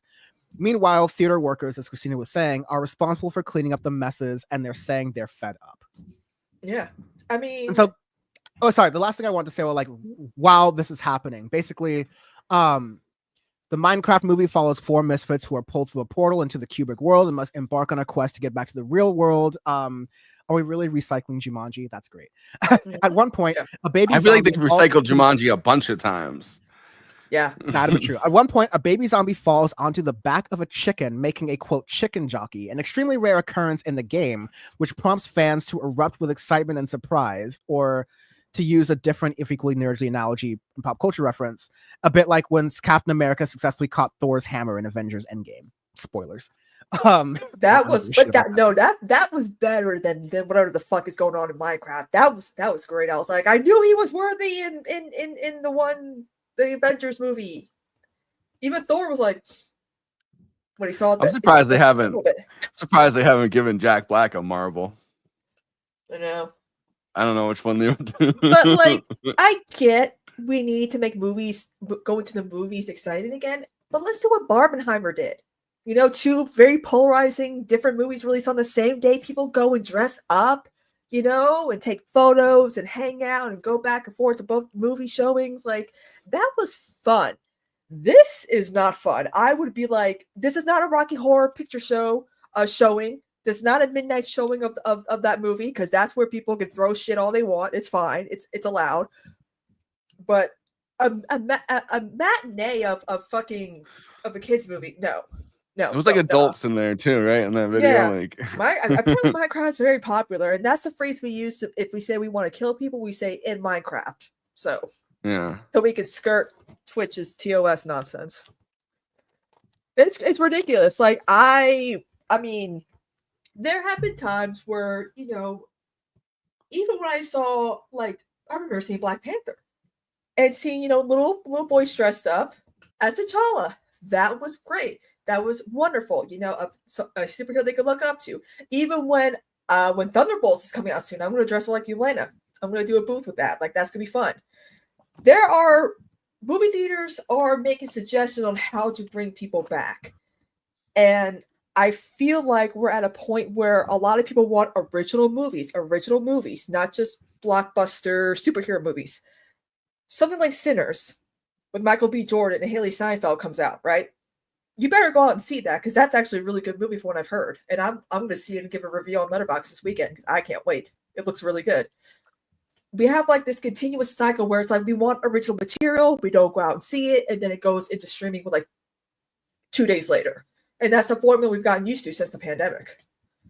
Unless it's something big. I feel like I wouldn't go see this. Well, I guess it's coming out in 2026, but if it was any other story behind it, but they finally bought the Coyote versus Acme movie back from I'm excited. From Zaslav, and that means they didn't destroy it. They didn't destroy it. That means Batgirl's probably still available. They should just put it to streaming if they're going to be dicks about it. Yeah, for context, I mean, I still have my Apple TV subscription from Severance and doing the Severance series. Folks should check out Rayvon and I's like episode breakdown. We still have a couple more episodes to go on that, and of course season 1, but that's on the Audio Face channel for now.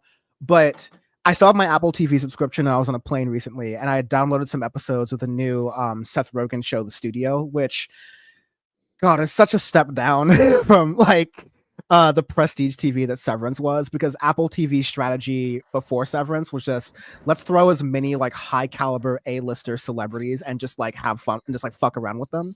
And The Studio, which is Seth Rogen's show, is very much that. But I was kind of impressed by some of the content within that and the satire of it, because I know it's like it's supposed to be a satire of Hollywood, and there's only like a centimeter's width in between making a satire of Hollywood and just jerking off Hollywood. and the show is definitely oscillating between the two very rapidly. But a recurring theory throughout the show, I mean, the first episode is basically Seth Rogen gets promoted to be the head of the studio, and it's Continental, so it's definitely like a play on Universal. And the idea is that Seth Rogen's character wants to be a different type of studio head. He wants to get that prestige like action back.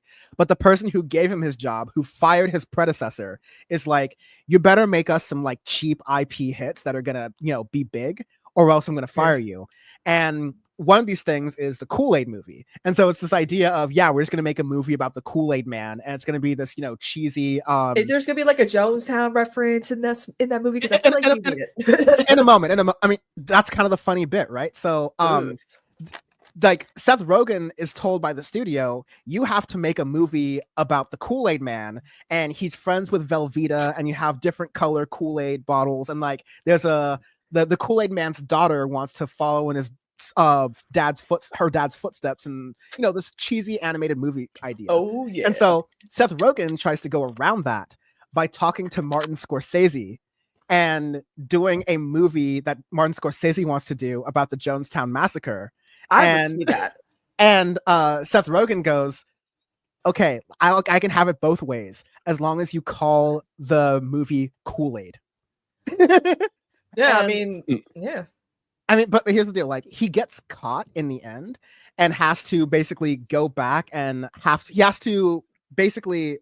Sorry to spoil the first episode, but I'll be honest, the show's not worth watching. The funny thing, and it's kind of like a satire of Hollywood, and I think it relates to this Minecraft movie and this like kind of tension you're talking about, both of you, is that in the end of that episode, like, he has to basically walk up to Martin Scorsese and say, "I'm sorry, but I bought your movie so that I could kill it. And we're actually going to take the Kool-Aid movie name and idea that you had and apply it to a shitty animated IP bump because Continental Productions, the movie studio, whatever, wants to make a lot of money." And it's this whole thing about like, it's Martin Scorsese's last film, and like he's gonna like direct this and then be out of it, and they're going to get you know, a bunch of like big star actors on it, and they were all upset. And Seth Rogen, it's very kind of Curb Your Enthusiasm in this title of like, everything bad happens to Seth Rogen because he tripped on his own dick. You just in a very slow way. And there's funny things the show does, but again, it's oscillates between satire and a Hollywood jerk off sesh. And it's usually the latter. But no, like, I think it's satirizing this really true tension of, you have people in Hollywood. I mean, those folks who are remaining in Hollywood proper and haven't just like moved to better places where you get better jobs working in TV. But the people who are in Hollywood, they have this tension with the, you know, the suits, that what the people want are, you know, artsy films that aren't just, you know, easy ripping off of existing IP or another superhero movie. Like people want these artsy films. Like A24. But the fact is, you know, the slop, the Minecraft movies, all these other things, they make a lot of money. In fact, they even reference the Barbie movie a lot. They're like, oh, if they can make the Barbie movie, why can't we make the Kool-Aid movie?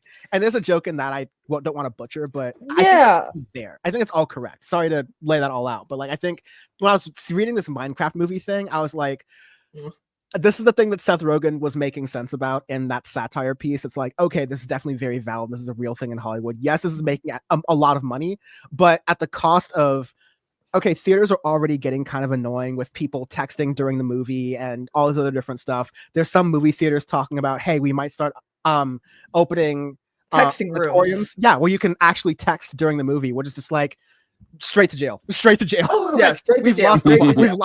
We've lost the plot. if you're allowing people to text during movie, even if you like allow them to do it. Like, let's allow smoking in movie theaters again before we do that, please. Yeah, Like, exactly. Smoke some weed in there. They're trying to, I'm down, but like they're trying to bring people back and, you know, sustain the industry to get to whatever the next thing is to beat streaming. But this way, and, you know, I'm not saying, you know, gatekeep it. Sure, make a Minecraft movie, because a lot of people, I was playing Minecraft when I was 10, and now my 10-year-old almost nephew is playing the same thing. That's a cool thing. That's a cool moment. The Mario Brothers movie, that's a cool moment. I'm not saying don't use IP, even though, yes, that is the cheap way out. Stop being cool as soon as Chris Pratt decided not to use the Italian voice. I know, it was weird. He stole our culture. He appropriated our culture. Yeah. Also, too, I mean, Charlie Day makes sense as Luigi. That's about it. But like Chris Pratt, I'm like, what? That's why I watch the Mario movie in Italian, and I just do subs over it. Subs versus dubs. There you go. But you know, I feel like after, I always have to mention Barbenheimer. People are trying to recreate that, and you just can't. It was the people doing that. The film studios just went along for the ride, and so a lot of people are like, well, Barbie is a successful IP, right? I'm like, yeah, but what Warner Bros. Is doing with all the Barbie money is going to put all their stocks, all their, you know, everything on the table for Superman when that comes out, because that's going to be a huge deal, because we're actually getting a good Superman, like an original Superman again, not some god who wants to kill people. Or like when Paramount did oops, what the heck, girl? Or when I think it was Universal did Oppenheimer. Well, all the Wicked press and all the promotion for Wicked was used with all the Oppenheimer money. Like, they learned from Warner Brothers with Barbie. Like, a lot of studios are learning from each other how to promote these big epic films. But the problem is that a lot of these studios are all about the money. They don't care about, you know, making good material.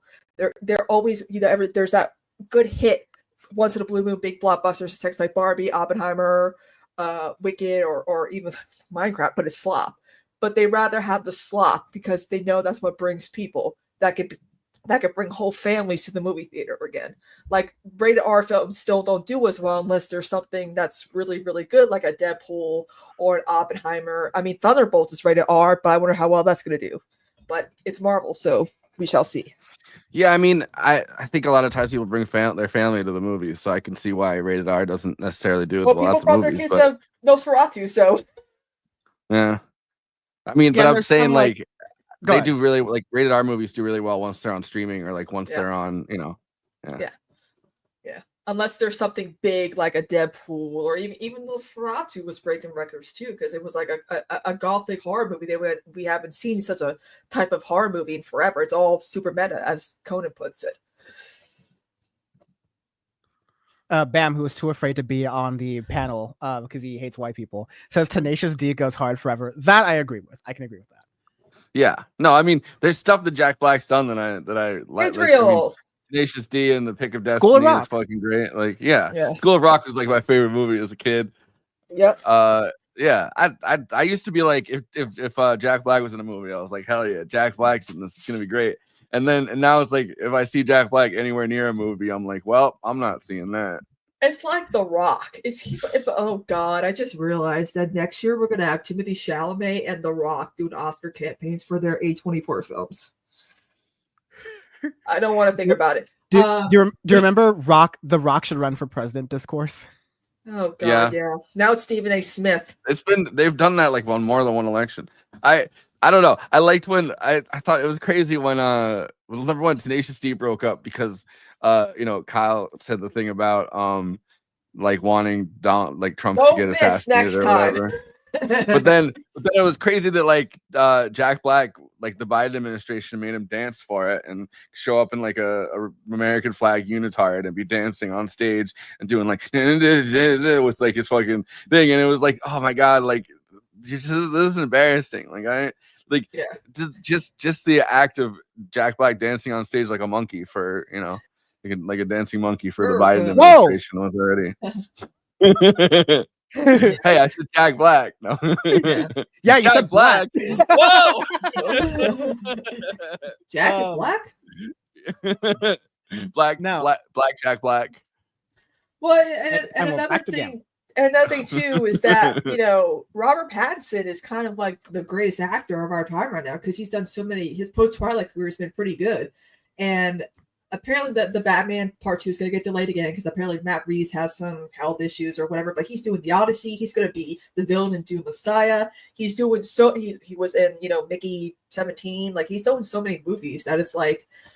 We haven't seen actors constantly do like 3 films a year. Like we haven't seen like Willem Dafoe does it, but it's kind of interesting that we're slowly getting back into like, actors are actually filming multiple projects within like a year or 2 spans. Like we haven't seen that in a while. Maybe Robert Pattinson picked up the Willem Dafoe spirit from being in the lighthouse. Yeah.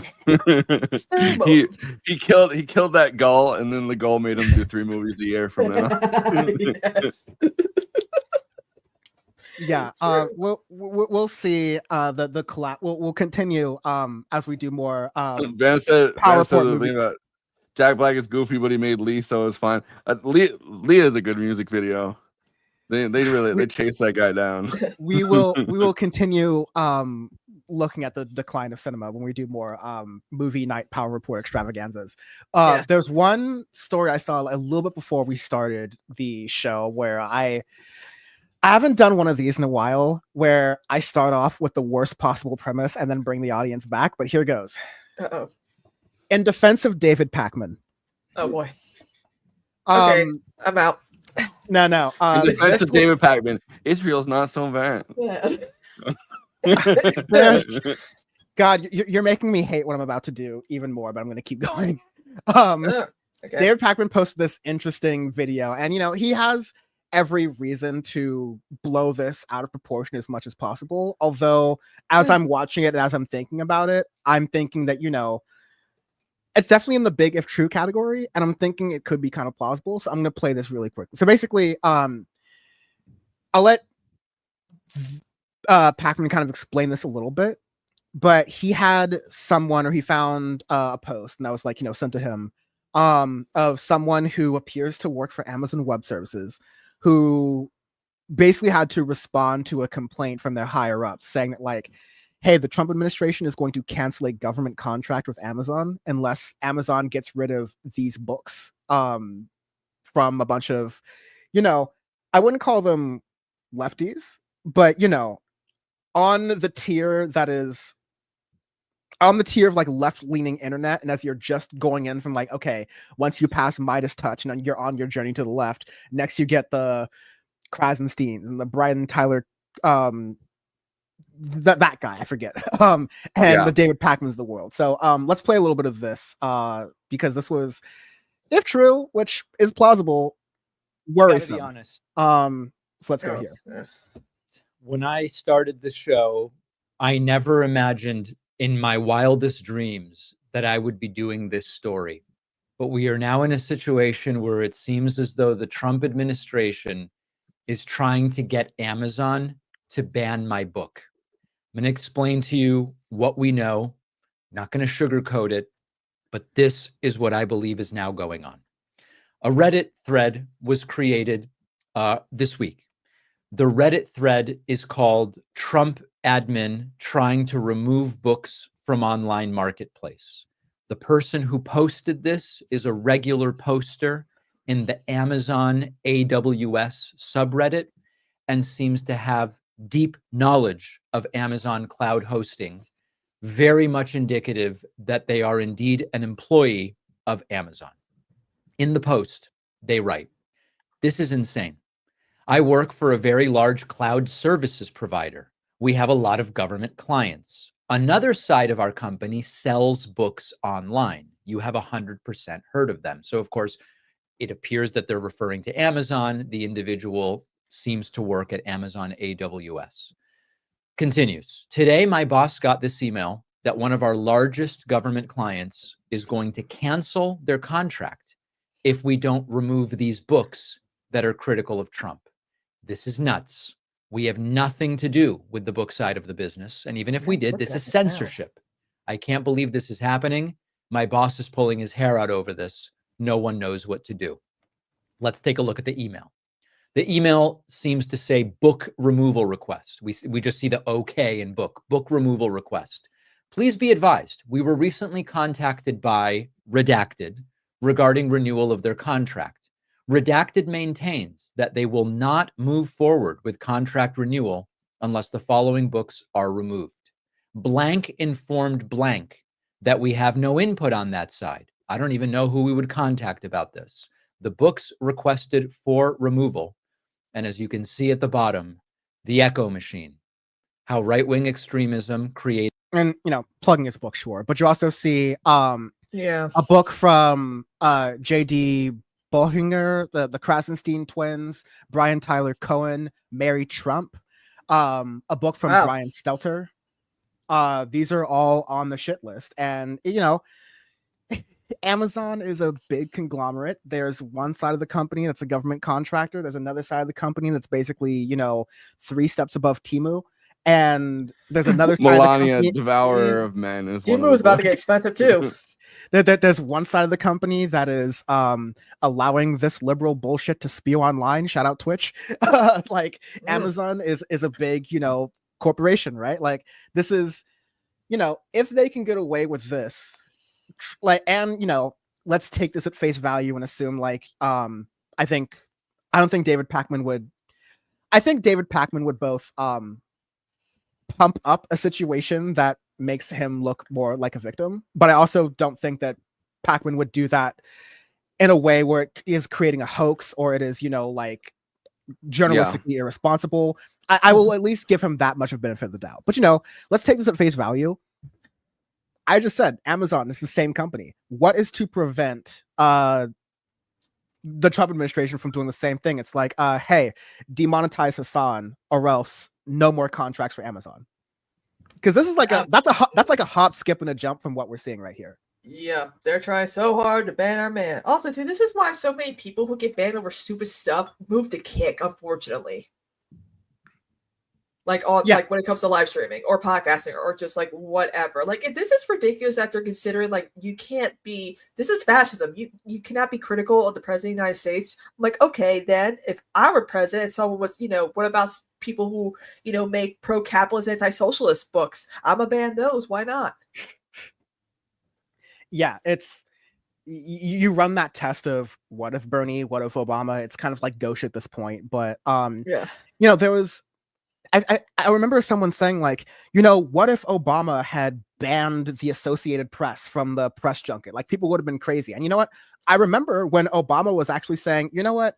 I don't know if Fox News actually belongs in the press pool because all they do is fucking lie and complain about pantsuits. And everyone in the media, like so-called left-wing publications like New York Times and right-wing publications or moderate publications like Wall Street Journal, etc., they all took their break from making the same complaints about Fox News that everyone has been making since time immemorial, since Fox News actually began, of being, 96. Not a real news network, constantly conflating and blowing up stories, having a very clear bias for one political party, and then claiming that all the other news outlets actually are the other ones with the bias.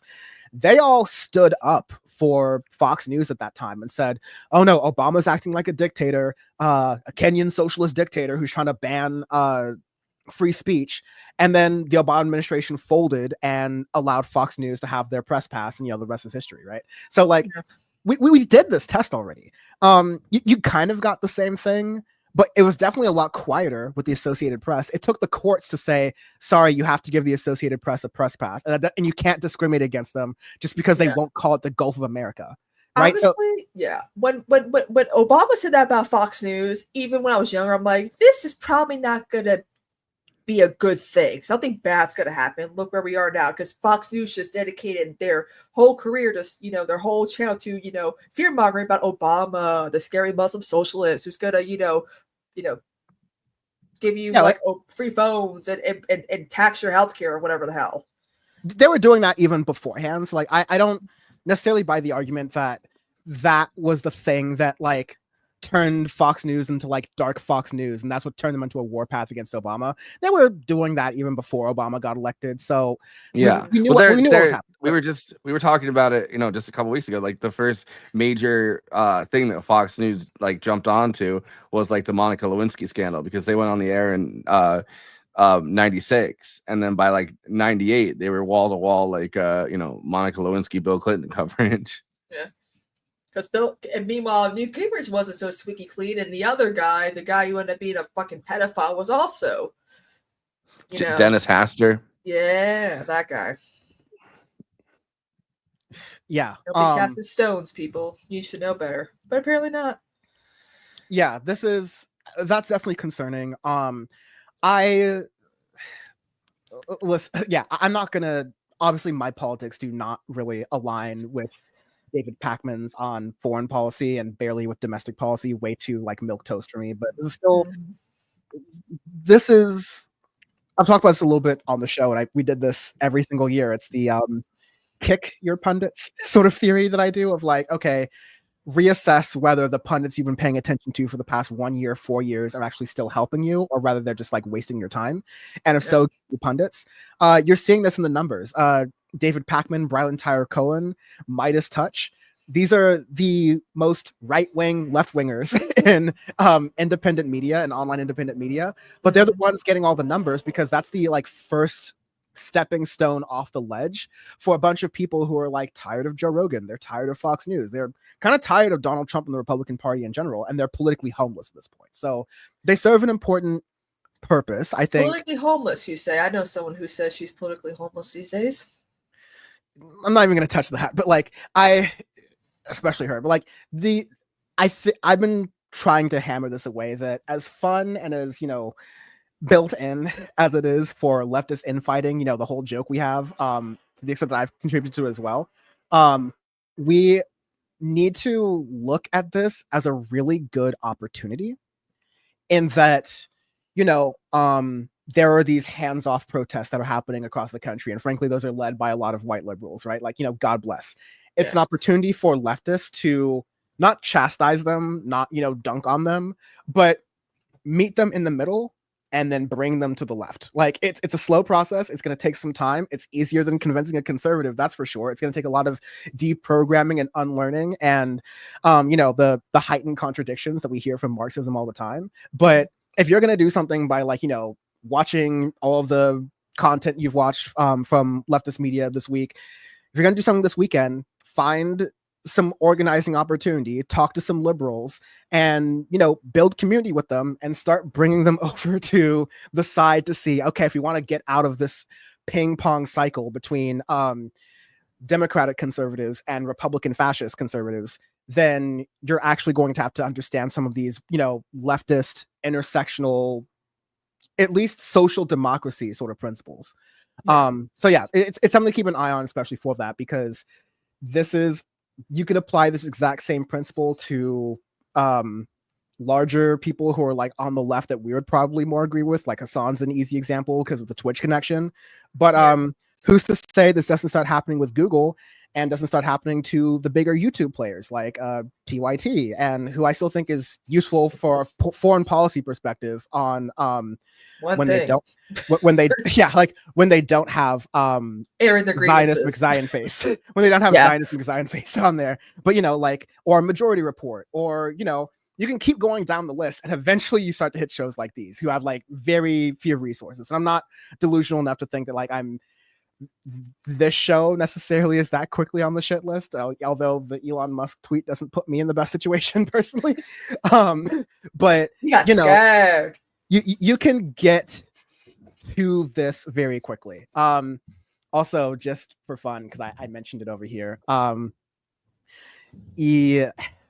Musk testing a new version of Starlink in his private jet and deciding to play video games while that's happening and just getting like blasted in the chat. I don't have the video of that in front of me.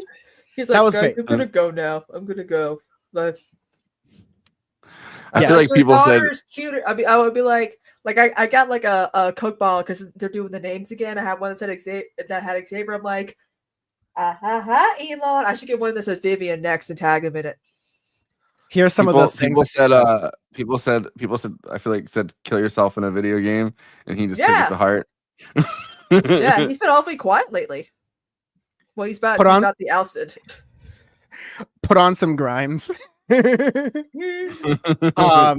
You have no friends. You will die alone. Elon is a PDF file downloader. Yeah. Multiple players asking Musk if he needs help boosting his account And because he he's got previously done that before. But he died in the tutorial. You never die in the tutorial. No, he because I think he played like, I don't know this video game very much, but at least I don't pretend to. He was playing like hard mode in the tutorial, and he kept dying in the tutorial. I'm like, dude, just play on normal, just play on easy, dude. Like you're 50 years old. You're not supposed to be a good gamer, frankly, right? Yeah. Like, yeah, and also, yeah. He's just a fucking loser. My favorite was someone pretending to be Ashley St. Clair, the conservative influencer, claiming to be the mother of one of Musk's child, begging him for child support. I'm just like, we love it. Mm-hmm. Elon, how is it possible to look this dumb and ugly when your Tesla company is falling apart? Like, just fun for the whole family. Keep bullying billionaire. It's great. If we can't get, I'll stop it. Yeah. I'll save you all. Yeah. I'll save you all. Another thing, this is a story that Sachi added, I wanted to also mention. Not good for Trump, but funny. Trump can do whatever he wants on the federal level. He can pardon himself on the federal level. The state level is still going to be a problem.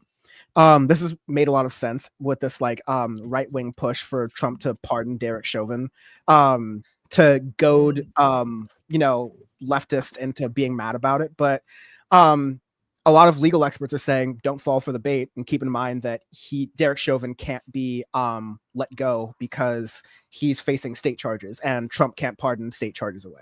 Anyways, meanwhile, talking about state charges, the Central Park Five, one of Trump's earliest examples of blatant racism, they now get to sue Donald Trump for defamation. They have now been allowed to do that. You can throw that out.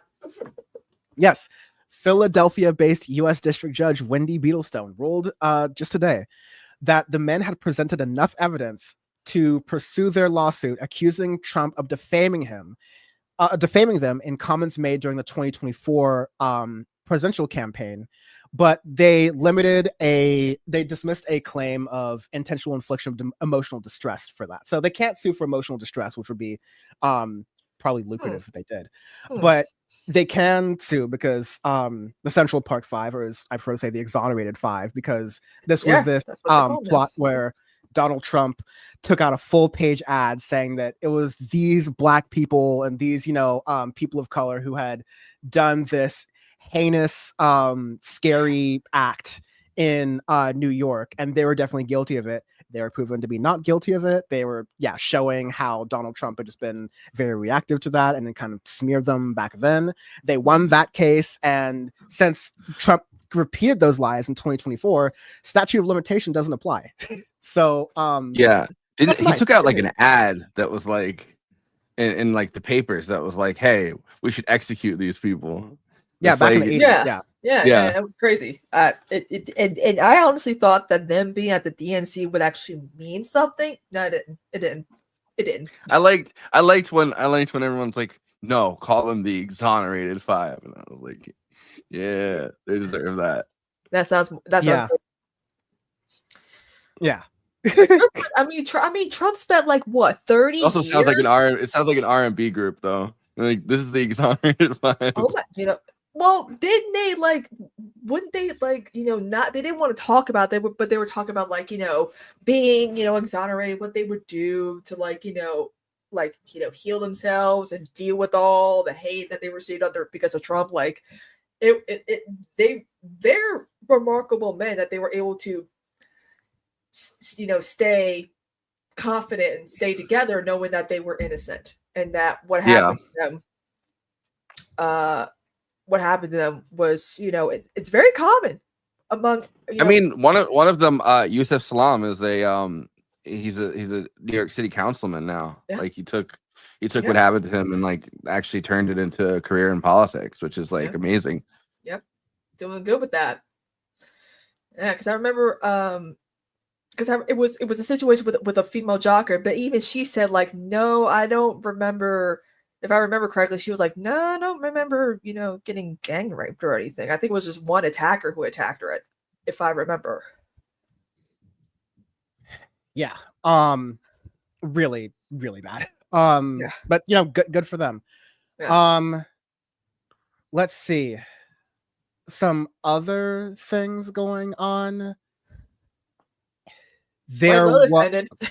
I haven't seen any of White. That's one of those things where like I chose to watch a bunch of other different shows, but I need to just like watch all of White Lotus. So I'll get there. But I've been asked about it. Yeah, I gotta get there. I gotta get there too. I haven't watched anything since the session ended. I haven't really watched any TV shows. My mom tried to get into Severance, she couldn't do it. I'm like, you're just not into movies that like or shows that challenge you. Should like simple stuff. I'm like, we're rewatching Legion in my Discord, the show about Professor X's son that was on that was on FX and on Hulu. And I'm like, yeah, you cannot not. You have to pay attention. You gotta pay attention to stuff in the background that might seem off or whatever. But it's a Noah Hawley show. He did Fargo, so it's good. Yeah, it's a dream for folks with ADHD, frankly. Like it's shows like Severance, because there's just so much stuff going on that even if you're paying attention in bits and pieces, you can kind of like draw out this secondary story that's right there. Here's a story that I wanted to definitely get to that kind of was just like just insane. So I need to pull it up here, but there was a British woman who was, a British tourist staying in the United States, who, was basically doing one of those like work programs where you, in return for getting to, couch surf and stay with people, you do work for them around the house. So it's kind of like a trade. You get a little bit like of cheap lodging, and you can cook for people, clean for people, etc. So basically, Rebecca Burke was on a trip throughout the United States. She tries to leave the United States to go to Canada as she had planned. She was going to go, continue her journey there. But once she got to the Canadian border, Canadian border officials said that, oh, you're not actually doing a living experience sort of thing. You're actually doing a, working experience sort of thing, because technically you're working, so you need a work visa. So the Canadian officials sent her back to the United States. She goes back to the United States, therefore has to enter the United States as a UK citizen. Just to be clear, we're dealing with here. This is not someone who like is Arab looking or anything like that. This is a UK citizen with a passport, doing everything legally. She comes back to the United States. She's detained by ICE for several days. She's not allowed to, speak to anyone or anything. They say that, oh, don't worry, we're just going to get you on the first flight back to England or whatever, even though she had enough money to go back England and get the flight herself or do whatever, but they kept her there. The program was called Workaway. That's just like, they warn you that you need the correct visa for any country you enter in, and it's your user's responsibility to get one. But she checked that work visas were only required for paid work in Canada, and that's since she wasn't doing receiving money for the work, she was just getting a place to stay, and it was that kind of like trade thing. She eventually like got caught up in the system. This is the paragraph that like kind of broke me and why I really wanted to bring it on this show. Becky was shackled into the back of the van. Quote, I had no idea where we were going. It was just bumping around in the darkness with handcuffs on. At 2:30 a.m., she arrived at the ICE facility in Tacoma, Washington, just outside of Seattle. She was made to change into standard issue underwear, a yellow top and trousers. Again, this is The Guardian, so we're speaking British. Officers took away all of her personal belongings, measured her height and weight, made her pose for a mugshot, and assigned her an A number, short for alien. Historical references notwithstanding. When she asked the people processing her arrival for how long she would be detained for, they told her they couldn't help. They worked for GEO, the GEO Group, a private company contracted to run the facility, and not ICE, the government body that would decide her fate. Once I read that, I was like, there's a piece that we need to continue to emphasize with this, ICE going full Gestapo right now, which is that there is a prison industrial complex benefit to all of this. We just heard that like commercial Airlines, Avelo Airlines, I believe, is deciding to take they have a contract with ICE to use their commercial flights that are usually used to fly around, the South from like Florida to Alabama, Georgia, all that kind of stuff, right? They're now doing flights for ICE. They're shackling people up. They're putting people on these commercial planes, and now they're taking them to ICE. So all of Trump's policies, yeah, they're draconian. You're giving non-citizens of this country who are legally traveling through the United States and, not even trying to stay here. They're just traveling. You're putting them in these like black site prisons all over the country, and the people benefiting from these, it's private capital. We've talked about the Geo Group in the Bush administration, in the Obama administration, and how the increase of the carceral system. The United States has 3% of the world's population, some like small number like that, but 25% of the prisoners in the entire world are incarcerated in the United States. That is a boon to private prisons and the private prison industry. Geo Group is one of the biggest private contractors to run these prisons. They're not run very well. And, this is a system that Trump administration is openly talking about. Yeah, how can we put U.S. citizens into this? Yeah. The other one, Core Civic or whatever, right? Like that's the other big one with Geo Group. They're also like they've gotten these massive contracts to expand how many prisons that they've had. And I mean, I feel like we talked about it a while back with Florida opening up basically like a concentration camp on a bunch of like islands. Like DeSantis signed it, so they're like building this crazy like island camp in Florida. They're gonna start building like bringing people to as well for. They sign that up for the mass deportations, as well as Guantanamo Bay. They're bringing people to that and like expanding their capacity. Kristina out here standing in front of a bunch of immigrants with shaved heads and tattoos. And Fascism, Barbie. Yeah, and it's so funny. A lot of people are like, "This is not the Jews; these are gang members." I'm like, "How do you know though? Why would you shave all their heads, make them almost stripped down, butt ass naked?" Like. I'm like, I'm sorry, but have you not seen what Auschwitz looked like? Like, no. Well, they had the guy that had an autism tattoo. That they were like, oh, that's an MS-13 tattoo. It was like an autism awareness tattoo, and they threw him into the El Salvadoran prison too. Yeah, like it's crazy. I'm like, and most of these crimes, like I mentioned earlier, are like, oh, jaywalking, oh, a speeding ticket, oh, minor things that are not violent or even required to do any. It's not like they're gangs. Rob, thanks for the raid, by the way. they love more than anything else, like more than any of the other ones. They love when they arrested somebody like 10 years ago for possessing a little bit of weed. That's like their favorite one to do. And then you go to court. Like I even knew people. They went to court for like an appearance ticket for possessing like a tiny little bit of weed, and then ICE grabs them off the court steps. Yeah, I knew like 2 people that happened to. Yeah, it's disgusting what's happening, and the fact that this is happening to, this woman. I'm like, she's not. I'm like, these are people that are traveling. They're traveling. Yeah, let's just say it. If it can happen to a white woman from England, it can happen to all. It can happen to all. Well, it happened also. One of the first people it happened to was like a German man. Yeah, and they beat the shit out of him and put him into like one of these, or like his story was like harrowing. Yeah, I mean, it's crazy. Countries are putting travel advisories on the United States. Yeah. Like as if, and the United States already had a travel advisory. Like if you go to America, get travel insurance because healthcare sucks. If you go to America, gun violence can happen at any moment and the police might be perperpetrating it. Now it's, they kind of have the Gestapo. They're waiting for you at the airport. They have the SS basically. People are being told, like, if you're flying to the United States, wipe your iPhone. Like, just wipe it clean. Yep. Like it is. Well, did you hear the guy who's in charge of like ICE was saying like, we want to do like Prime, like Amazon Prime, but for like people, and I'm like, that's straight up. That was like a quote. That's like a new quote, right? Like that was today. Nazi shit. Yeah. Like you cannot, like every time they're like, oh, you're over exaggerating. No, we are not. We've seen this done. In fact, it was the Germans who were inspired by the American, doing shit to indigenous people and other demographic authorities. Well, to it's do like that shit.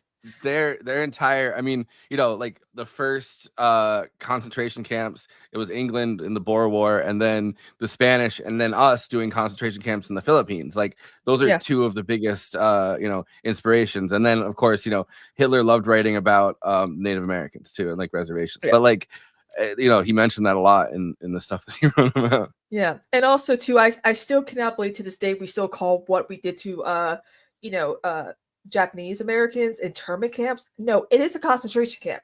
Yeah. We try to make it sound like, oh, we weren't as bad as Hitler. No, it's still a concentration camp. They're intertwined. My great uncles were in that. They were not doing a lot of concentrating. They were not doing a lot of interning. It was a concentration camp. It was, they're gonna open up internment camps, but they're gonna be for interns. They're gonna be like, look, you want to work at a big corporation? Yeah, it's called being an intern. No, but the crazy thing is the internment program during World War II was actually smaller than the internment program during World War I. We don't even talk about that one. They like rounded up entire groups. They actually had J. Edgar Hoover saying that the World War I internment policies were so bad that he didn't want to do that. He wanted to take individual cases and throw people into. I mean, he was always trying to throw people into camps, but like still, like the Wilson ones due were so process for disastrous. throwing people into camps. Quote unquote due process. Yeah, but like the ones under Woodrow Wilson were so fucking intensely, like rounding up entire ethnic groups that that was considered a disaster. But I mean, FDR was kind of the left liberal president, and because of that, I think his like the Japanese internment got a lot more, and plus it was the second time we did it, and I feel like the second time you do something, it gets written in the history books. What's crazy too is I didn't know about internment camps until we read like a story from a survivor of the internment camps in my English class in 8th grade. I was like, hold the phone. I'm like, year after year since 3rd grade, we've learned about World War II. We learned about Hitler, the Holocaust. We don't learn that the Soviets really did all the work. I'm like, you mean to tell me we had camps in the United States during World War II after Pearl Harbor? My teacher's like, yeah. I'm like, we're not taught that in our history classes. We're not taught that. I didn't know that, and that infuriated me when I learned that. The parts of I just to do some rapid fire, because I want to get to some other stories from the end. But like, there are parts of California that are predominantly Japanese, part of LA County. You can look at where the internment camps were, and they correlate exactly the same. Areas of San Francisco, areas of like Alhambra in the eastern part of LA County. Like it's a really scary one-to-one scenario, and it shows you that history is not too far off, and we gotta see just like how far the society overall is willing to let us go before we get there. Yeah, I mean, I knew about the World War II ones. Until I read Beverly Gage's G-Man, J. Edgar Hoover and the Making of the American Century. I didn't know about the World War I internment situation that we had. That there was like entire ethnic groups, like to a like, not saying that bigger proportion is in like I mean, it got a lot more attention, I think, because Hitler's concentration camps, and then we had our own camps, you know what I mean? So like, it makes sense why it got so much more attention that way. But like, you'd think we would have learned about the history of that as a wartime measure, right? Like, yeah, like I like my Uma passed away about 2 months ago, and her father was a soldier during World War II. Obviously, he was a Nazi. Like, unlike you, Confederate loving whatever, I'm ashamed of my past. But he died during one of the Russian battles, like in Stalingrad, I think.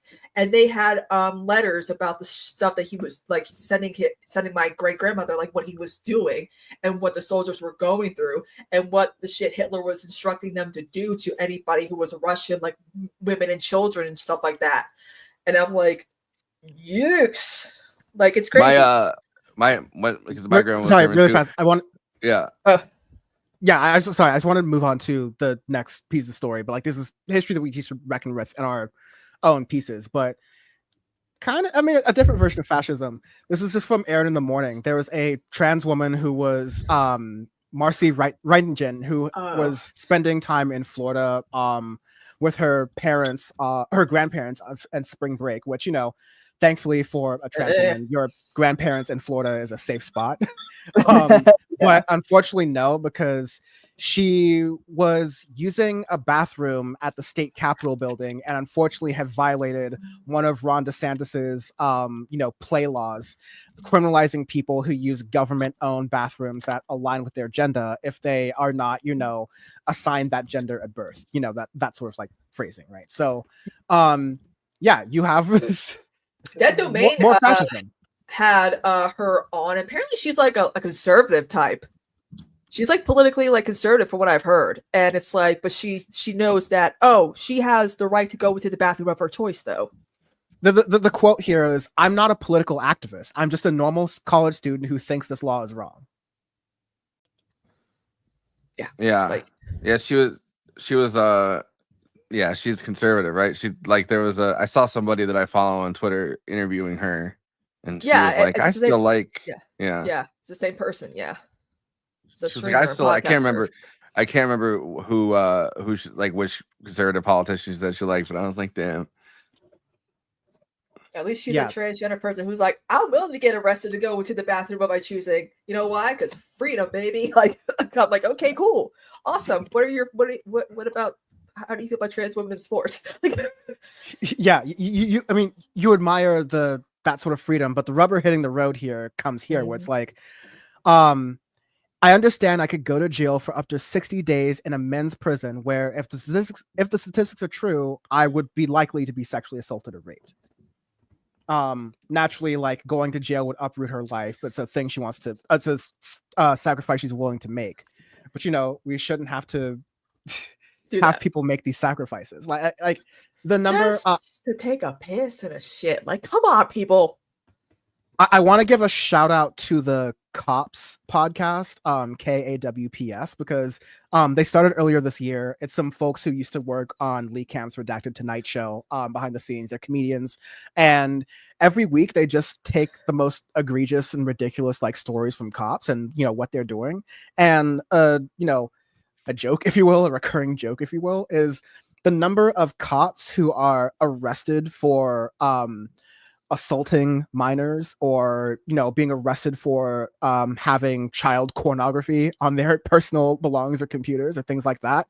And it's like, there are so many more stories of cops, and let's even take it back layer by layer. There's so many more stories of cisgender men who are violating women than there are transgender anybody violating anybody. And they're not, and these cis men, like, they're not even bothering to dress in drag. Because I'm like, when people say, like, let's talk about men using women. Yeah, they dress as cops. Yeah. I'm like, no offense, but you're still saying that the problem are cisgender straight men, not trans women.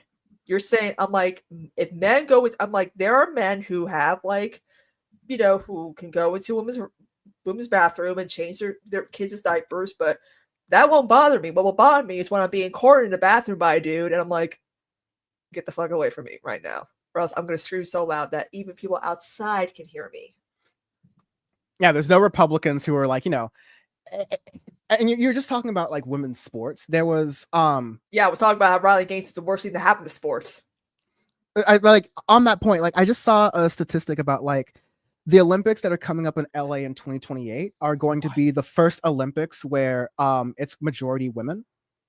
And you would think that all of the right wingers who have become the female sports defenders over the past couple of years would be like, this is great. This is such a good thing for the sport. By the way, the statistic is 50.5%. So it's like almost a technicality that's more women than men in the Olympics. Guess what all the conservative reaction is? I don't even need to tell you. We've gone back to the, I'm not even going to repeat the misogynistic. No one cares about women's sports thing. until a transgender person is involved. Yeah, it's like all the comments are either, how many of those women are trans? Or, who cares about women's sports? No one's going to watch it. It's going to be the least watched Olympics ever. Boo, it's boring. Women aren't even athletic. It's like, it's so obvious. It's so obvious. The women's sports thing is just a ploy to attack trans people. And once they can get away with that, they're going to just go ahead and attack women. And once they can do that, they're going to go ahead and attack the men they don't like. And it's just going to go on from there and there and there. Yeah. It's so obvious. And I don't do sports, but I know enough to know that it's harder for women to be a cultural phenomenon, like a Serena Williams or a Caitlin Clark type, and they get shit on a lot by men and women. But the transvestigation is just going crazy. I feel like what Riley Gaines did is now make her pity party everyone's issue in the industry now. Because now it's like they are doing DEI sports. They are putting people who suck at sports at the top now because they don't want to offend them if they have someone that might be trans or their hormones might be out of balance or whatever have you. Because that's what's happening. That's going to be the future of sports, and it's going to drive. My sister's already seen it as a coach. It's driving her nuts that she has to like listen to parents whose kids suck at sports. Like it's not their thing at all. And no matter how many times, they're not even into practicing. They're not even into improving their game or their skill. And these athletes are going to be put first, and then the people who actually work their asses off. I mean, if we're talking about biological advantage, Michael Phelps is part fish, and no one bitched about that. He had web feet and hands. His lactic acid breakdown was able for him to like. It drives me nuts that no one bitched about him. And then they bring up the battle of the sexes debates. I'm like, well, you're talking about cisgendered men and cisgendered women competing against each other, not trans women competing with other cis women. Those are two completely different things.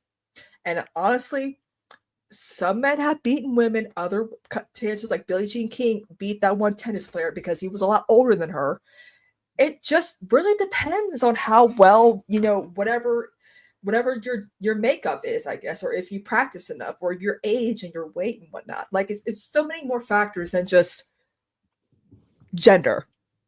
It's like it's funny that a lot of what they're talking about too is like children's sports, because I mean, professional sports usually have their own codes about levels of hormones, or about who can and can't compete in different things, right? Like they have their own rules. So it's like they're literally talking about like kids sports a lot of the time, and it's like, all right, like come on. My sister, her basketball team she didn't know she was trans because she started when she was a lot younger, and she's like, and that made her realize that she was wrong about the trans women's sports stuff that I kept warning her about that was going to get out of hand.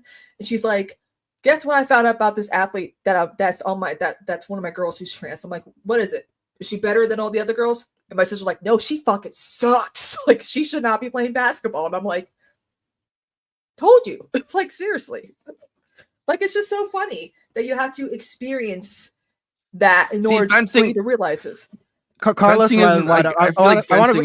Let me read this really yeah. quickly. Carlos Wildride says the fencer that forfeited the match because her opponent was transgender fenced actual men not too long before that and won. I just want to say that, like, to respond to what Kristina was saying, there is this, there's this whole college admissions just came out recently, and there's this whole trend of 18-year-olds who are laying the groundwork for their conservative media careers, who are like, I have a 4.9 GPA and I wrote about starting a business and how hard it was to have my dad who works for big tech fund my business, and I'm jerking myself off, and I didn't get accepted to any of the colleges because I deserve to go to college, and now I'm going to become a little Ben Shapiro. It's like you're seeing this grift over and over and over again, and you're getting, they called millennials and they called Gen Z entitled.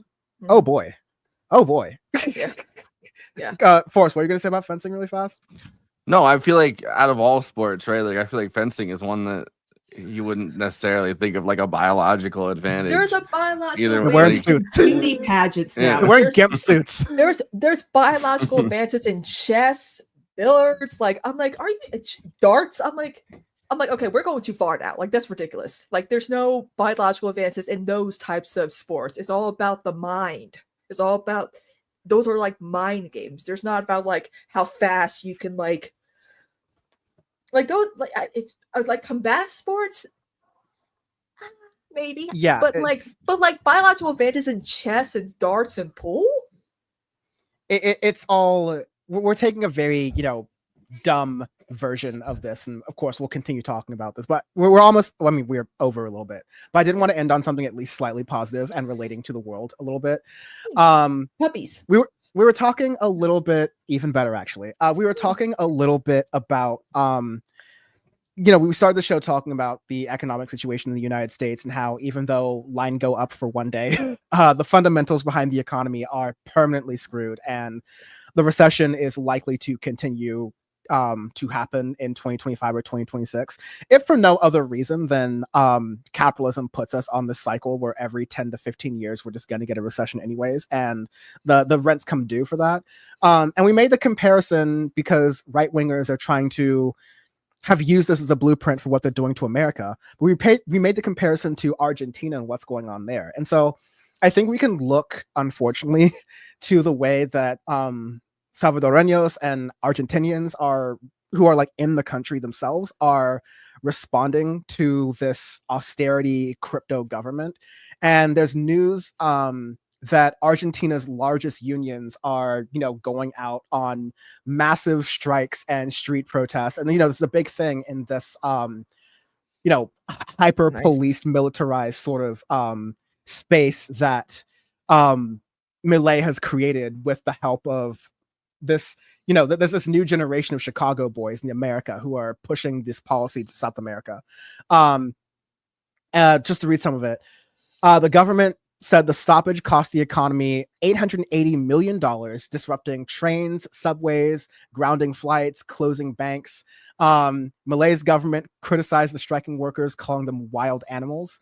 But this is a response to the radical cost-cutting measures that tipped the country into a deep recession last year and caused unrest domestically. But, some of Milei's supporters say that, the economy's in a better position now. And so I feel like, unfortunately, I'm staring into the future of America by looking at this, because there's so many signs of a recession, caused by rapid, cutting of things. And, Argentina was in the best place beforehand, but you invest into an economy, you're smart about how you invest that money, and you lift up workers. You allow workers to participate in that economy, and then it creates a virtuous cycle instead of a vicious one. I don't think the economy is in a better position if you have all of the people working middle-class jobs, people working at banks, people working for the transportation industry, if they're out striking. But as Sachi kind of said in the notes for this, this is the energy that we're going to need in the United States before we get to that point. I mean, the recession's already here, the fascism's already here.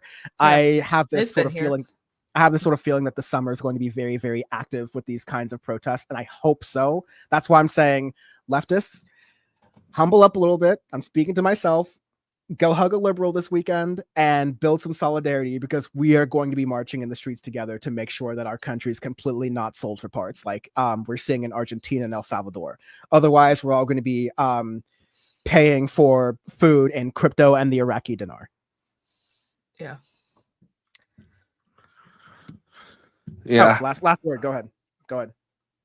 No, I just said yeah. Wow. No one else to speak? Sweet. Okay. Well, yeah, that was not quite like Mila said. Okay. The news is not better than puppies, but it's close. Yes. I wanted, at least we can see something like, okay, it sucks there.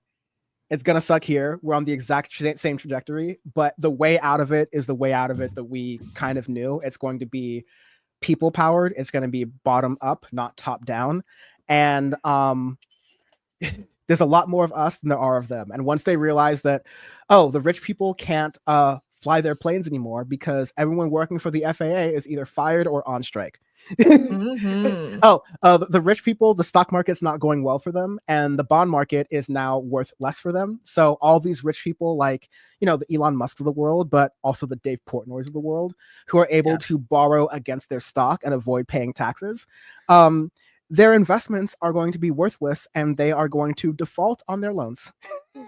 And, they're going to realize that the economy that's powered by people is, coming up from under them, and that's where the power comes from in that case.